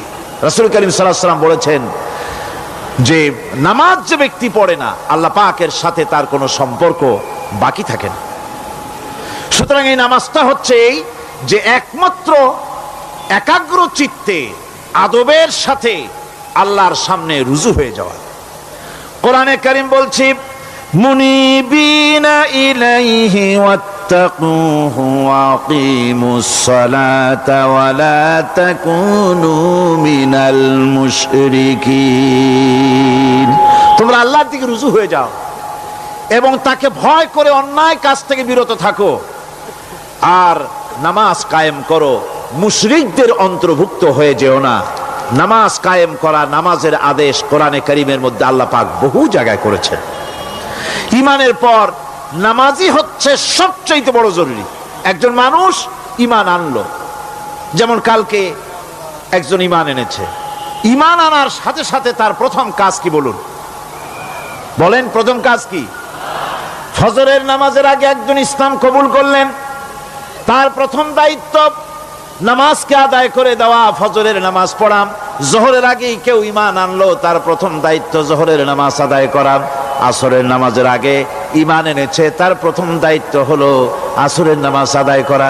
তার মানে হলো ঈমান আনার পর একজন ঈমানদারের প্রথম দায়িত্ব হচ্ছে নামাজ। গুরুত্বপূর্ণ বিষয়, খুব ভালো করে শুনতে হবে, ইয়াদ রাখতে হবে প্রত্যেকটি মুসলমানের। এই নামাজ কি জিনিস, কেমনে আদায় করতে হবে, আদায় না করলে কি হবে, গুরুত্বপূর্ণ এই কথাগুলি প্রত্যেকের স্মরণ রাখতে হবে। হযরত মূসা আলাইহিস সালামকে আল্লাহ রাব্বুল আলামিন ওহী প্রদান করলেন। যেদিন ওহী দিলেন, ওহী দিয়ে সেই মুহূর্তে আল্লাহ পাক তাকে শোনালেন, ইন্নানি আনাল্লাহ লা ইলাহা ইল্লা আনা ফা'বুদনি ওয়া আকিমিস সালাতা লিযিকরি। নিশ্চয়ই আমি আল্লাহ, আমি ছাড়া কোনো ইলাহ নাই, আমার গোলামি করো, আমার দাসত্ব করো, আর আমার শরণার্থে নামাজ কায়েম করো। নামাজ নামাজ নামাজ কায়েম করতে হবে, এটাই হচ্ছে ঈমানের সবচেয়ে বড় দাবি। অন্যত্র আল্লাহ পাক বলছেন, কুল ইন্না হুদাল্লাহি হুয়াল হুদা ওয়া উমিরনা লিনুসলিমা লিরাব্বিল আলামিন। হে নবী বলুন, প্রকৃতপক্ষে আল্লাহর হেদায়েত হচ্ছে সঠিক হেদায়েত। সত্যিকারের হেদায়েত কার হেদায়েত? আল্লাহ পাকের হেদায়েত। এবং তার পক্ষ থেকে নির্দেশ করা হয়েছে যে সারা জাহানের মালিকের সামনে মাথা নত করে দাও। মাথা নত করবেন কার কাছে? আল্লাহ পাকের কাছে। ওয়া আনাকিমুস সালাতা ওয়াত্তাকুহু ওয়া হুয়াল্লাযী ইলাইহি তুহশারুন। আর নামাজ প্রতিষ্ঠা করো, আর আল্লাহ রাব্বুল আলামিনের ভয়তে সমস্ত অপরাধমূলক কাজ থেকে, অসামাজিক কার্যকলাপ থেকে বিরত থাকেও। আর একদিন মনে রেখো, তোমাদের সকলকেই আল্লাহ রাব্বুল আলামিনের দরবারে উপস্থিত হতে হবে। নামাজ ঈমান থাকা না থাকার প্রমাণ। ঈমান আছে কি ঈমান নাই, এর প্রমাণ কি? নামাজ। আল্লাহ পাক বলছেন, ফালা সাদ্দাকা ওয়ালা সাল্লা ওয়ালাকিন কাযযাবা ওয়া তাওয়াল্লা। কিন্তু না সে সত্য মেনে নিল, আর না সে সালাত আদায় করলো, বরং সত্যকে মিথ্যা মনে করে ফিরে গেল। নামাজটাই হচ্ছে একজন মানুষের সে মুমিন না কাফের তা প্রমাণ করার জন্য, এটাই হচ্ছে মূল কথা। কিয়ামতের দিন মানুষ যে জাহান্নামে যাবে, জাহান্নামের জন্য, জাহান্নামে যে সব কারণে যাবে তার মধ্যে বড় কারণ, কালকে বলেছিলাম, দেখি মনে আছে নাকি, বড় কারণ কয়টা? কয়টা? আলহামদুলিল্লাহ মনে আছে। আল্লাহ রাব্বুল আলামিন বলেন, ইয়াতাসাআলুনা আনিল মুজরিমিন। কিয়ামতের দিন অপরাধীদেরকে জিজ্ঞেস করা হবে, মা সালাকাকুম ফি সাকার, জাহান্নামে কেন আসছো?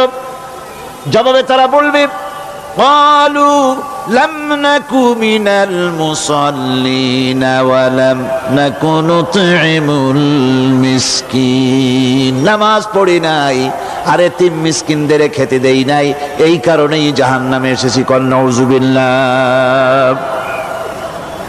নামাজ যারা পড়বে না জাহান্নামে যেতে হবে। কোথায় যেতে হবে? কেউ কেউ মনে করতে পারবেন নামাজের ওয়াজ তো বহু শুনছি, এর চাইতে গুরুত্বপূর্ণ জিনিস আর নাই। নামাজের চাইতে গুরুত্বপূর্ণ ইবাদত আল্লাহর সৃষ্টি করেন নাই। মুসলমানের জন্য সর্বশ্রেষ্ঠ ইবাদত কি? চিল্লায় এখন জোরে বলেন কি? এই নামাজ আকসার মানুষের নামাজ হয় না। যারা আমরা নামাজ পড়ি, বহু লোকের নামাজ পড়ে ঠিক, কিন্তু নামাজ আদায় হয় না। আমি সে কথা বলবো সামনের দিকে, প্রাণ খুলে শুনবেন, কাজে লাগবে ইনশাআল্লাহ। কোন ইনশাআল্লাহ? আকীদাগত দিক থেকে ঈমান হলো তাওহীদের স্বীকৃতি, আর আমলের দিক থেকে নামাজ হচ্ছে তাওহীদের বহিঃপ্রকাশ। আপনি মুসলমান তা প্রমাণ হবে নামাজ দিয়ে। নামাজহীন ঈমানের দাবি মূল্যহীন। যার নামাজ নাই তার ঈমানের দাবি করার কোনো মূল্যই নেই। অনেকে এরকম কথা বলে, হুজুর আমি মানুষটা নিতান্ত খারাপ না, যাই মনে করেন, গ্রামে রাস্তা বানাইছি, ব্রিজ করে দিয়েছি, কালভার্ট করেছি, এতিম মিসকিনরে তাও মাঝে মধ্যে খাবার দেই। নামাজ হচ্ছে ইসলামের গণ্ডির মধ্যে প্রবেশের প্রমাণ। কোরআনে কারীম বলছে ফাইন তাবু ওয়া আকামুস সালাতা ওয়া আতাউজ যাকাতা ফাইখওয়ানুকুম ফিদ্দীন। সূরা তওবা এসেছে, তারা যদি তওবা করে আর নামাজ কায়েম করে, যাকাত যদি আদায় করে, তাহলে এখন তোমাদের সে দ্বীনি ভাই, এখন ভাই হয়ে গেল। একটু আগে ছিল কাফের মুশরিক, এখন তোমার দ্বীনি ভাই। দ্বীনের গণ্ডির মধ্যে প্রবেশ করা, কলেমা পড়ার সাথে সাথেই নামাজ। নামাজ হচ্ছে দ্বীনের প্রধান গেট, দ্বীনের প্রধান তোরণ। দ্বীনের মধ্যে প্রবেশ করার জন্য এই গেট দিয়ে প্রবেশ করতে হবে। সুতরাং এই নামাজের এতই গুরুত্ব দেওয়া হয়েছে। ইসলাম যদি ক্ষমতায় আসে, আল্লাহ যেন এনে দেন, জোরে কোন আমিন। ইসলাম যদি ক্ষমতায় এসে যায়, রব্বুল আলামিন তাফসীরের মাহফিল, কোরআন সামনে নিয়া আশা করে তোমার দরবারে দোয়া করি, এই বিশাল জনসমুদ্রের দোয়া কবুল করো মাবুদ গো, এই বাংলাদেশকে ইসলামের দেশ বানাইয়া দাও। দেশটা যদি ইসলামের হয়ে যায়, আইন যদি আল্লাহর হয়, শাসন যদি সৎ লোকেরা করে, রব্বুল আলামিন কোরআন শরীফে বলেন, তাহলে তারা 4টা কাজ করবে। আল্লাযীনা ইম্মাক্কান্নাহুম ফিল আরদ আকামুস সালাতা ওয়া আতাউজ যাকাত ওয়া আমারু বিল মা'রুফি ওয়া নাহাউ আনিল মুনকার। মুমিনেরা ক্ষমতায় এসে প্রথম যে কাজটা করবে, প্রথমে ক্ষমতা এসেই নামাজ বাধ্যতামূলক করবে। প্রথম কি? ওয়াজ নসিহতে অনুরোধ করা হবে না, বাবাজিরা আল্লাহর রাস্তায় নামাজটা পড়ে না। রেডিও এবং টেলিভিশনের মাধ্যমে রাষ্ট্রপ্রধান অর্ডার করে দিবেন, আজ থেকে বাংলাদেশের 12 কোটি তাওহীদি জনতা, নারী পুরুষ যারা আকেল বালিগ, সকলের জন্য নামাজ বাধ্যতামূলক, নামাজ পড়তেই হবে। এটা অর্ডার। বেলা যখন 1টা বেজে যাবে, বেলা যখন 1টা বাজবে, সমস্ত মসজিদে আজান শুরু হয়ে যাবে। আজানের সাথে সাথে অফিস, আদালত, কল কারখানা, ক্ষেত খামার, শিক্ষাঙ্গন সব ডেডলক হয়ে যাবে। আধা ঘন্টার জন্য বন্ধ হয়ে যাবে। যারা মুসলমান অফিসে, কলেজে, ইউনিভার্সিটিতে, সর্বত্র তারা নামাজের জন্য প্রস্তুতি নেবেন। আধা ঘন্টার ভিতরে নামাজ আর খানা সেরে আবার কলেজ চলবে, বিশ্ববিদ্যালয় চলবে, কল চলবে, কারখানা চলবে, ক্যান্টনমেন্ট চলবে, সেক্রেটারিয়েট চলবে, সব আপন গতিতে চলতে থাকবে। আল্লাহর রহমত, বরকত আকাশ ফেরে নাজিল হয়ে যাবে। আর এই অর্ডার যে দেওয়া হবে, নামাজ পড়বেন সেখানে। থানায় যখন আজান হবে, থানায় আজান হয়ে গেছে, থানার স্টাফ পুলিশ যারা আছে জামাতে খাড়া হয়ে যাবে, ইমামতি করবেন ওসি সাহেব। এসপির অফিসে এসপি সাহেব ইমামতি করবেন, ডিসি সাহেব তার অফিসে ইমামতি করবেন, মন্ত্রী সেক্রেটারিয়েট ইমামতি করবেন, প্রেসিডেন্ট বঙ্গভবন ইমামতি করবেন, বিশ্ববিদ্যালয়ের ভাইস চ্যান্সেলরের ইমামতিতে সে জায়গার মুসলমান ছাত্র ছাত্রী, শিক্ষক শিক্ষয়িত্রী এক জামাতে নামাজ আদায় করবে। এই যদি হয় চিত্র দেশের, অপরাধ থাকবে? থানায় ওসি সাহেব নিজেই যদি জামাতের ইমামতি করেন, এইভাবে নামাজ আদায় করেন পুলিশদের নিয়ে জামাতে, ঘুষ আর খাবে তারা? এসপি সাহেবের অফিসে, ডিসি সাহেবের অফিসে মন্ত্রীরা যদি ভাবে নামাজ কায়েম করে, তাহলে কি অন্যায় অপরাধ কিছু থাকবে সমাজে? থাকবে না। সুতরাং নামাজ বাধ্যতামূলক করে দেওয়া হবে। নামাজ বাধ্যতামূলক, সকলকে নামাজ পড়তে হবে। নামমাত্র মুসলিম জাতির রাষ্ট্র ক্ষমতা গ্রহণ করাই হলো ইসলামী শাসন ব্যবস্থা নয়। ইসলাম ক্ষমতায় গিয়া অমুসলিমদের উপরে শাসন জারি করবে, আর অন্যান্য সরকারের মতো আমোদ ফুর্তি করে রাস্তাঘাট বানায় টানায় সিটে শুয়ে থাকবে, তা না।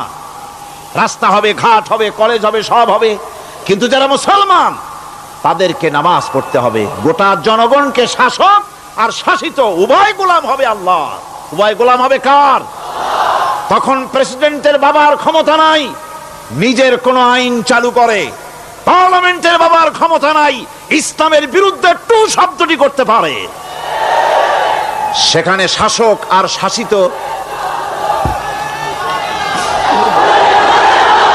শাসক আর শাসিত হয়ে যাবে একজন এক হুকুমদাতার গোলাম।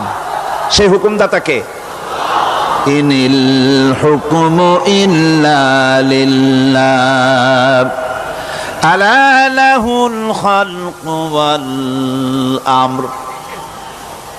প্রেসিডেন্ট থেকে শুরু করে শাসক আর শাসিত সব আইন মানবে ওই আল্লাহ রব্বুল আলামিনের, যিনি এই তামাম জাহান সৃষ্টি করেছেন। সৃষ্টি যার আইন চলবে সেই আল্লাহ রব্বুল আলামিনের,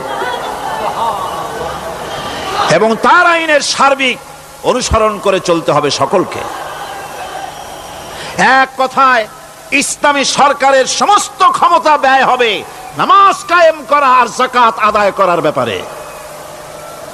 নামাজ যদি কায়েম হয়ে যায়, যাকাত যদি আদায় করা হয়, দুঃখ, দারিদ্র, কষ্ট কিছুই থাকবে না, বেকার সমস্যা থাকবে না। সমস্ত বেকারদেরকে চাকরি না পাওয়া পর্যন্ত বেকার ভাতা দেওয়া হবে। বুড়ো মানুষেরা যখন বুড়ো হয়ে যায়, ছেলের কাছে আদর নাই, বউর কাছে কদর নাই, আর ছেলে বউ বদদোয়া করতে থাকে, বুড়েরা মরে না কেন? আছেন আমাদের সমাজ। ইসলামী সরকার এলে পরে এই বৃদ্ধ মানুষদের ব্যবস্থা করা হবে, তাদের প্রতি এই ধরনের অসদাচরণ কেউ করতে সাহস পাবে না। সুতরাং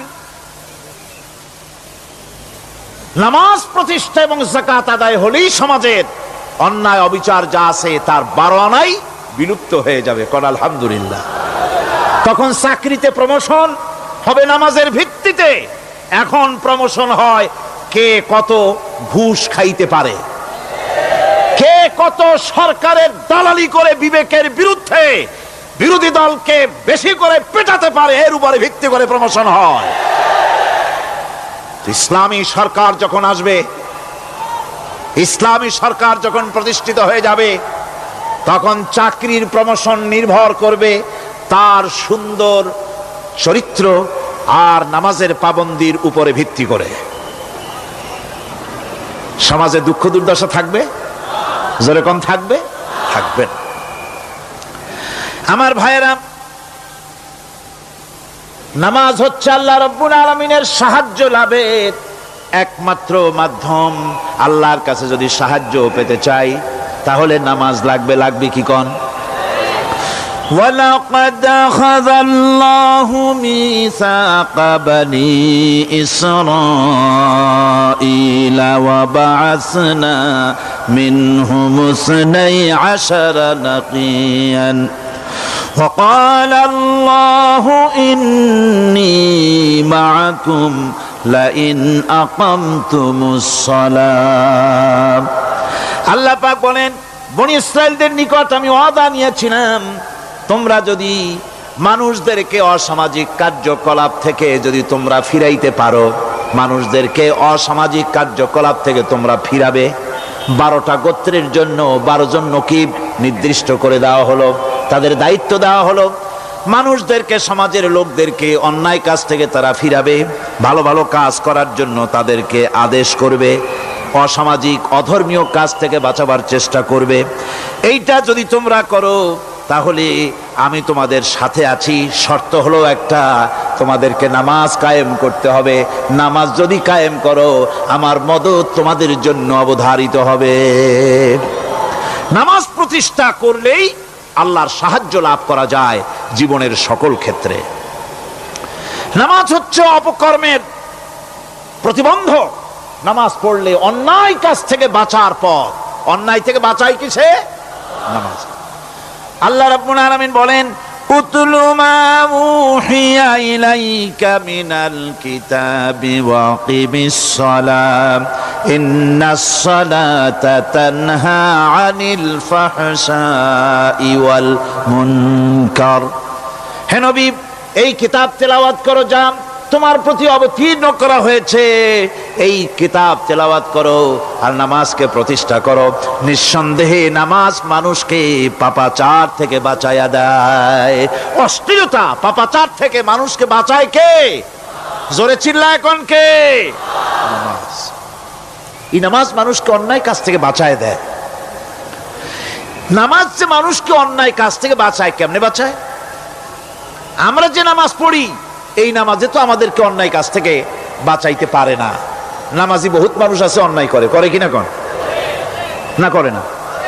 করে। নামাজি অথচ অন্যায় করে। আর আল্লাহ বলছেন নামাজিকে, নামাজ তাকে অশ্লীলতা থেকে ফিরায়। তাহলে কথা কারটা ঠিক? আল্লাহরটা। জোরে বলেন, কারটা ঠিক? অবশ্যই আমার আল্লাহর কথা হক। আমি ভুল করতেছি, আমি যেন কোথাও ভুল করতেছি, সামথিং ইজ রং, কোথাও যেন আমরা ভুল করে বসতেছি, সেই ভুলটা কি আমরা আবিষ্কার করতে চেষ্টা করবো ইনশাআল্লাহ। প্রথম যে কথাটা সেটা হচ্ছে এই যে আমরা যা নামাজে পড়ি আমরা তা বুঝি না। কথা ঠিক কিনা? আমি যদি এখন প্রশ্ন করি সামি আল্লাহু লিমান হামিদা অর্থ কি কোন, ফার্স্ট ডিভিশনে কয়েকটা লেটার নিয়ে ফেল করবেন এরকম লোক আছেন না নাই? সুবহান রাব্বিয়াল আলা অর্থ কি জানি না, সুবহান রাব্বিয়াল আযীমের অর্থ কি জানি না, দোয়া কুনুত অর্থ কি জানি না, তাশাহুদ অর্থ কি জানি না, সূরা ফাতিহার অর্থ কি জানি না। এমন কি উযুর মধ্যে কয়টা ফরজ তাও অনেকের জানা নাই। কথা কি বেশি বললাম না ঠিক বলছি? একজনে জিজ্ঞেস করলো, মিয়া উযুতে কয় ফরজ? কয় হুজুর কি মনে করেন এটা বুঝি জানি না, এটা তো সাধারণ ব্যাপার, বলেন না কয় ফরজ? কয় উযুতে তো 17 ফরজ। কি কি? কয় হাত ধোয়া, পাও ধোয়া, মুখ ধোয়া, নাক ধোয়া, চোখ ধোয়া, জিহ্বা ধোয়া, মাথা ধোয়া। বলতে বলতে গুনে দেখা গেল প্রায় 19টার মতো বলছে। বলা হলো, মিয়া বললেন আপনি উযুতে ফরজ 17টা, কইলেন আপনি 19টা। কয় হুজুর জানি আরো, বলি না আপনাদের ভয়তে। উযু জানে না, নামাজ জানে না, তাকে এই নামাজ কেমনে ফিরাবে অন্যায় কাজ থেকে? কথা বুঝতে পেরেছেন? নামাজে কি পড়ি? নামাজে দাঁড়ায় গেলাম, আল্লাহু আকবার অর্থ কি? চিল্লায় কন্না আল্লাহু আকবার। এরকম না, মুসলমানের মতো গলা ছেড়ে দিয়ে চিৎকার দিয়ে বলেন আল্লাহু আকবার। এই আল্লাহু আকবার, আল্লাহ সর্বশ্রেষ্ঠ, তার চাইতে বড় আর কেউ নাই। এই কথা দিনরাত 24 ঘন্টার ভিতরে শত শতবার বলি, একবার দুইবার না, শত শতবার বলি আল্লাহ সর্বশ্রেষ্ঠ। এই কথা বলার পরেও মনের মধ্যে অন্য কেউ বড় হয়, আল্লাহর বড়ত্ব যেভাবে মুখ দিয়া বলি ওইভাবে কার্যত পালন করি না। নামাজে আল্লাহু আকবার বললাম, এরপরে সানা পড়লাম, তারপরে সূরা ফাতিহা পড়লাম। সূরা ফাতিহার ভেতরে যে সমস্ত কথাগুলি বললাম সেই কথাগুলি বুঝি না, কি বলেছি তাও জানি না। এরপরে সুবহান রাব্বিয়াল আলা বলেছি, সুবহান রাব্বিয়াল আযীম বলেছি, সামি আল্লাহু লিমান হামিদা বলেছি, অর্থ কি জানি না। আল্লাহ তা শুনতে পান, যে ব্যক্তি আল্লাহর প্রশংসা করেন তিনি তা শুনতে পান। নামাজের মধ্যে আইডিয়া দেওয়া হচ্ছে, তুমি যে আল্লাহর জন্য নামাজ পড়তেছো, প্রশংসা করতেছো, এটা এমন নয় যে আল্লাহ পাক দেখছেন না বা শুনতেছেন না। তুমি যা বলতেছো, প্রশংসা করতেছো, আল্লাহ পাক তা শুনতে পাচ্ছেন। সামি আল্লাহু লিমান হামিদা। সুবহান রাব্বিয়াল আলা। আমি মহান সর্বশ্রেষ্ঠ আল্লাহ রাব্বুল আলামিনের পবিত্রতা ঘোষণা করছি, আমি তার প্রশংসা করছি। সূরা ফাতিহার কি আমরা বলি আপনারা ব্যাখ্যা দেখে বুঝে নিয়েন, সেগুলি আমি এখানে বলে বাকি কথা সব শেষ করতে পারবো না। এরপরে আমরা নামাজের মধ্যে দোয়া কুনুত পড়ি। সেই দোয়া কুনুতে যে কি ওয়াদাটা করি, অন্তত আমার তো মনে হয় সাধারণ মানুষের মধ্যে 99.9 লোকেরা জানে না দোয়া কুনুতে কি পড়ে, অর্থ বোঝে না। দোয়া কুনুতের মধ্যে বলা হচ্ছে, আল্লাহুম্মা ইন্না নাস্তাঈনুকা, আয় আল্লাহ আমি তোমার কাছে সাহায্য চাই। কার কাছে সাহায্য চাই? আল্লাহর কাছে সাহায্য চাই। নামাজের ভিতরে বলতেছেন, এই কথা যদি অর্থ আপনি জানতেন যে তোমার কাছে সকল ব্যাপারে সাহায্য চাই তোমার কাছে, এই কথাটা যদি মনে প্রাণে বুঝতেন, তাহলে দুনিয়ায় কোনো মাজারে গিয়া মরা জিন্দা মানুষের কাছে গিয়া নিজের ছেলে মেয়ে চাইতেন না, চাকরির উন্নতি চেতেন না। আপনি নামাজের ভিতরে বলতেছেন আপনার কাছে, আয় আল্লাহ আপনার কাছে সর্বপ্রকারের সাহায্য আপনার কাছে চাই। নামাজের ভিতরে কিসের মধ্যে বলতেছেন? বিশ্বাস যদি করতেন, যদি বুঝতেন, তাহলে যত বড় পীর আসুক দেশ থেকে আর বিদেশ থেকে, সন্তান চাওয়ার জন্য পাগল হয়ে পায়ের উপরে পড়ে থাকতেন না, আল্লাহর কাছেই চাইতেন। কার কাছে চাইতেন? এরপরে বলতেছেন, ওয়ানাস্তাগফিরুকা, তোমার কাছে ক্ষমা চাই, গুনাহ করেছি, অনেক গুনাহ করেছি, তোমার কাছে ক্ষমা চাই, কারণ সাহায্য করতে পারো তুমি, গুনাহও মাফ করতে পারো তুমি। গুনাহ মাফ করার ক্ষমতা কি আছে পৃথিবীর কারো? আকাশে জমিনে আল্লাহ ছাড়া মানুষের গুনাহ কেউ মাফ করতে পারে? এরপরে বলতেছি, ওয়ানুমিনু বিকা, আয় আল্লাহ আমি তোমার উপর ঈমান এনেছি, পরিপূর্ণভাবে তোমার উপরে ঈমান এনেছি। ওয়ানাতাওয়াক্কালু আলাইক, আর তোমার উপরেই কেবলমাত্র ভরসা করেছি। ঈমান এনেছি তোমার উপরে, ভরসা করছিও তোমার উপরে। এই কথাগুলি যদি আমরা বুঝতাম, তাহলে আত্মাটা বড় হয়ে যেত, মাথাটা আল্লাহ ছাড়া কারো সামনে নত হতো না। ঠিক না বেটি? আল্লাহ ছাড়া কারো সামনে মাথা নত হতো না। আল্লাহর উপরই ভরসা, তোমার উপর ভরসা করছি, তোমার উপর ঈমান এনেছি। এরপরে বলছি, ওয়ানুসনি আলাইকাল খায়র, সর্বপ্রকার কল্যাণের সাথে তোমার প্রশংসা করতেছি। ওয়ানাশকুরুকা, আর তোমার কৃতজ্ঞতা স্বীকার করছি, আমি তোমার শুকর আদায় করি, সর্ব ব্যাপারে তোমার শুকর আদায় করি। আর কি করি? ওয়ালা নাকফুরুকা, আমি কুফরি করি না, অকৃতজ্ঞ নই, আমি তোমার কৃতজ্ঞ বান্দা, আমি অকৃতজ্ঞ নই। একথা আপনি নামাজের মধ্যে বলেন, কিন্তু কৃতজ্ঞতা স্বীকার করেন না। আল্লাহ যে ছেলে দিয়েছে শুকর আদায় করেন না, আল্লাহ যে সুন্দরী বউ বা ভালো বউ দিয়েছেন শুকর আদায় করেন না, আল্লাহ সন্তান দিয়েছে শুকর আদায় করে না, আল্লাহ রাব্বুল আলামিন চাকরি দিয়েছেন, বাড়ি দিয়েছেন, জায়গা দিয়েছেন, জমিন দিয়েছেন, যৌবন দিয়েছেন, স্বাস্থ্য দিয়েছেন, শুকর আদায় করে না। আল্লাহ পাক বলেন, বান্দারে যে অবস্থায় থাকো শুকর আদায় করো। লা ইন শাকারতুম লাযীদান্নাকুম ওয়া লা ইন কাফারতুম ইন্না আযাবী লাশাদীদ। আমার নিয়ামতের শুকর যদি আদায় করো আমি বেশি করে বাড়ায় দেব, আর যদি শুকর আদায় না করো তাহলে মস্ত বড় শাস্তি রেখে দিয়েছি। সব ব্যাপারে শুকর আদায় করো, আমার নিয়ামতের শুকর আদায় করো। চোখ দিয়া দেখতে পাও, কও আলহামদুলিল্লাহ। মুখ দিয়া কথা বলতে পারো, কও আলহামদুলিল্লাহ। যা খাও মজা লাগে বলো আলহামদুলিল্লাহ। কাজ করতে পারো বলো আলহামদুলিল্লাহ। সব ব্যাপারে আল্লাহর শুকর আদায় করতে হবে। শুকরিয়া আদায় করলে রব্বুল আলামিন তারে আরো বাড়ায় দিবেন। এই কথাই বলতেছি, আল্লাহ শুকর করি আর তোমার সাথে আমি কুফরি করি না, কৃতজ্ঞ আমি নই।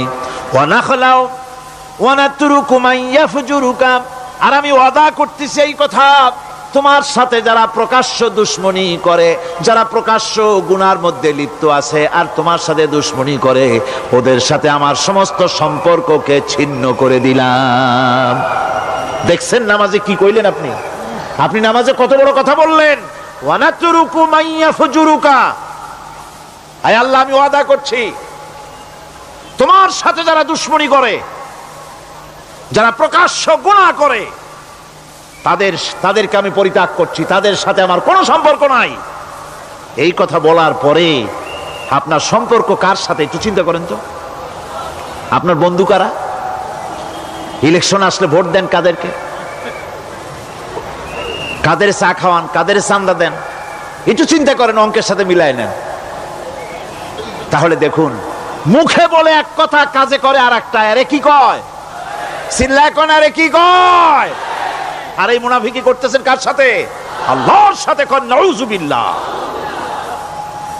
নামাজে কি পড়েন সেটা যদি জানতেন, অবশ্যই আল্লাহ রাব্বুল আলামিনের কথা কার্যকরী হয়ে যেত। ইন্নাস সালাতা তানহা আনিল ফাহশাই ওয়াল মুনকার। নামাজ মানুষকে পাপের কাজ, অশ্লীলতা থেকে ফিরাতে পারে। আল্লাহ ইন্না বসায়ছেন, নিশ্চয়ই, বেশক, অবশ্যই নামাজ পাপ থেকে ফিরাবে। কিন্তু কেমনে ফিরাবে নামাজ তো বুঝি না। নামাজ তো বুঝি না, খালি সেজদা দেয় জনমের মতো। আর সেজদা কি? নামাজে যদি দেখে ইমাম দেরি করতেছে, আত্তাহিয়াত পড়তে দেরি হয়ে যাচ্ছে, পিছন থেকে সিগন্যাল মারে, ঠিক কিনা? বেয়াদব, বেয়াদব। তোমার নামাজ, তোমার আত্তাহিয়াত আগে শেষ হয়েছে, তাতে কি হয়েছে? চুপ করে বসে থাকো। ইমামকে কাশি দিয়া সতর্ক করার অধিকার তোমার নাই। যদি ইমামকে সতর্ক করার জন্য কাশি দিয়ে থাকো, তোমার নামাজ ফাসেদ হয়ে যাবে। এটা ফাজলামি করার জায়গা না, এটা নামাজ। এর নাম কি?